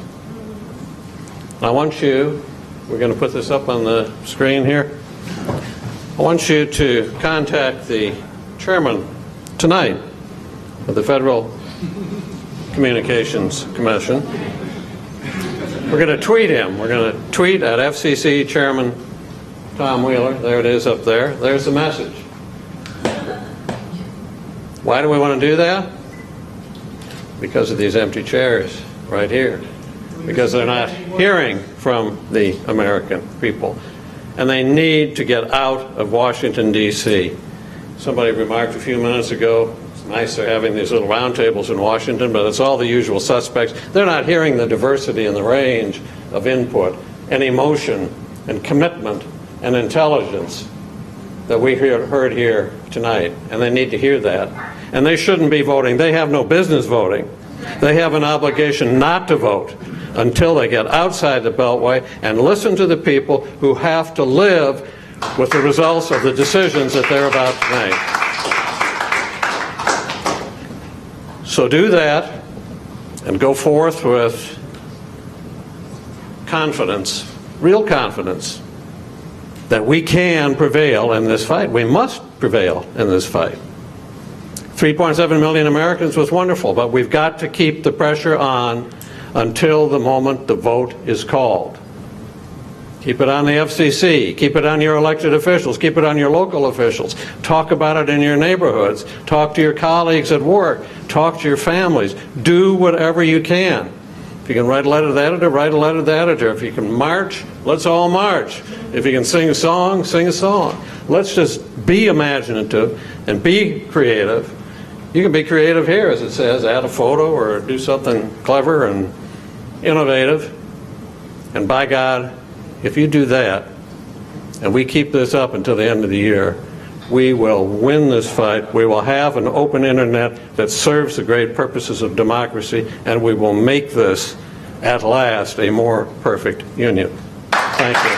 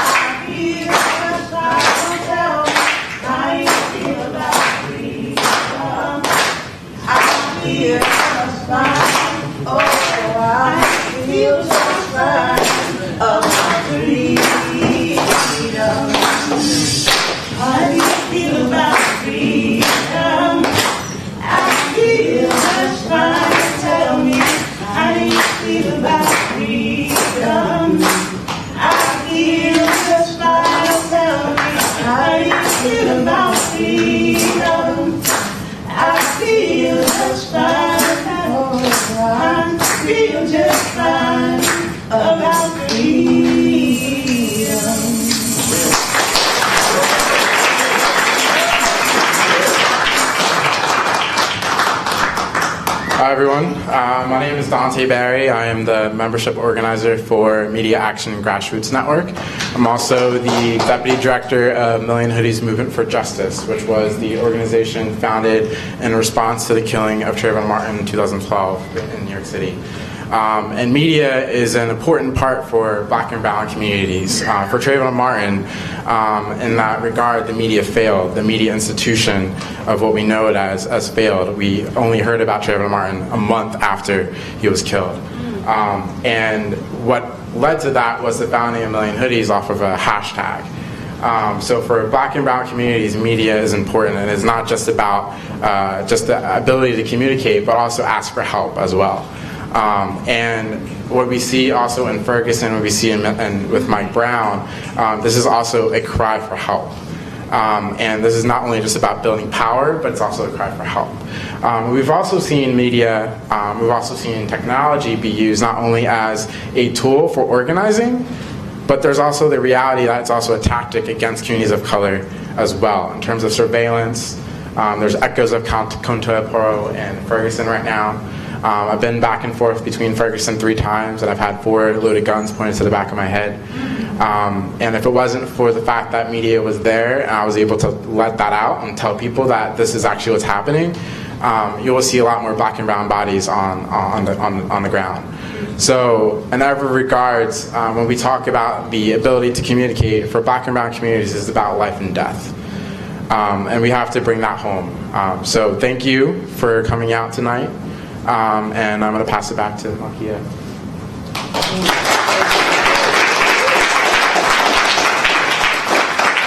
So, just so that you know, this is my sister, Salah Cyril, and this is my other sister cousin. I don't know it, but my cousin Desiree. And what I want to do real quick as we close is I want to ask you. I know this is a lot because you're tired, but come closer to me. Come close to me. Stand up and come closer to me.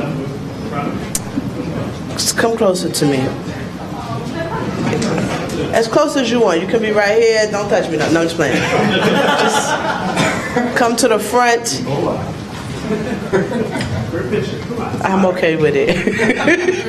Just come on down. Come on down. As close as you can. You can sit in the chairs. That's fine.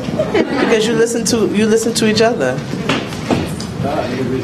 Yeah, you can be a chairman tonight. You can be a commissioner. Just a moment. Which is the worst commissioner? Wheeler is the top guy. I can't speak on that. He's I the can't bad speak on one. that. Help me up. My knees are failing. Okay, I'm sitting on him right now. All right. So I wanted you to come closer because this is what it feels like to be connected. What it feels like to be connected. Just look around. Look to your right and your left. This is what it feels like to defend something you care about when no one is listening. This is what it feels like to speak and wonder if you're being heard. This is what it feels like. My name is Malkia Amala Cyril. My mother named me that because it means Queen of Hope. I was born on May 2nd, 1974. On May 3rd, 1973, Assata Shakur broke out of prison and made her way to Cuba. And why those things are important is because my mom was an incredible influence on me. She edited the Black Panther newspaper. She gave birth to this one right here. But more importantly, you know, for both of us, she created an understanding that culture is everything. It precedes all politics. No politics can pass, no law can pass without the consent of somebody.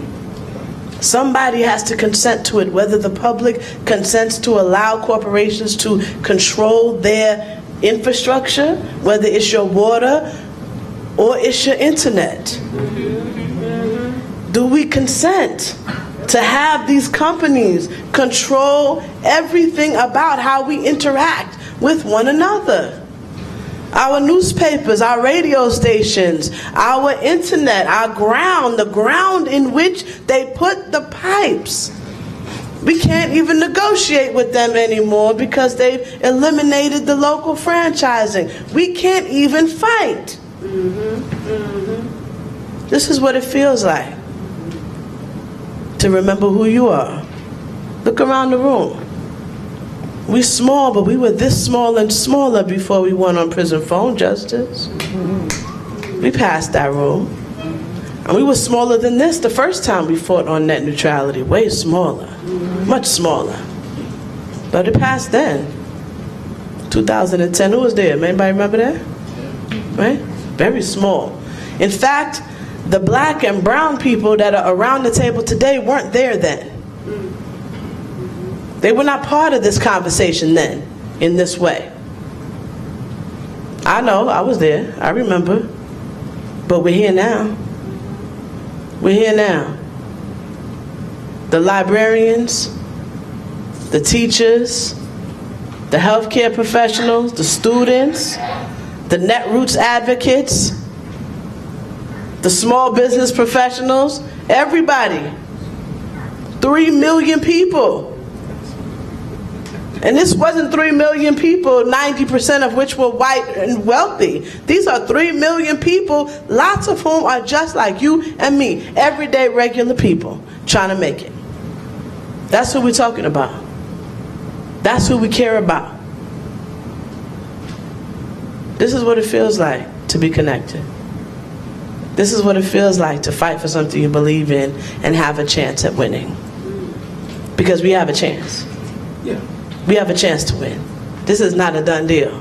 In fact, the conversation that was in the media a year ago that said, hell no, net neutrality is a pipe dream, is not the conversation that's in the media today.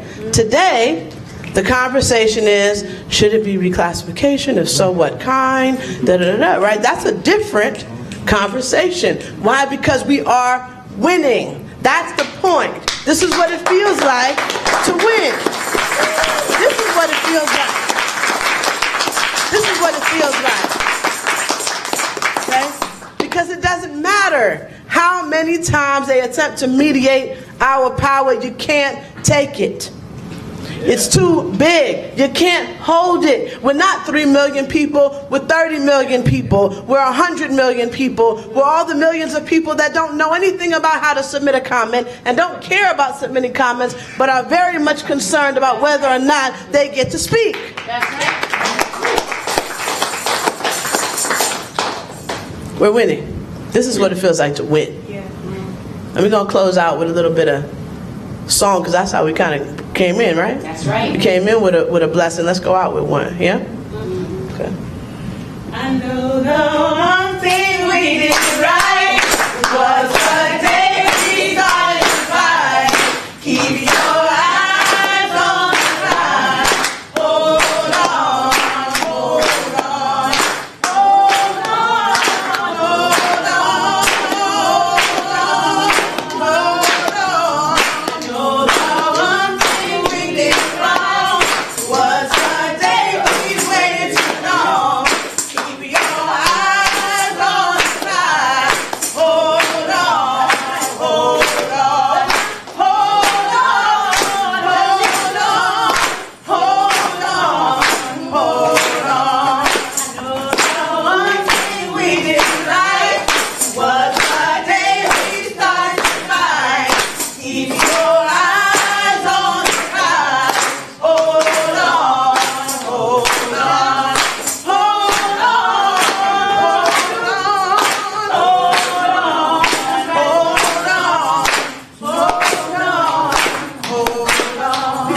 on, we gonna keep fighting, and guess what? We gonna win.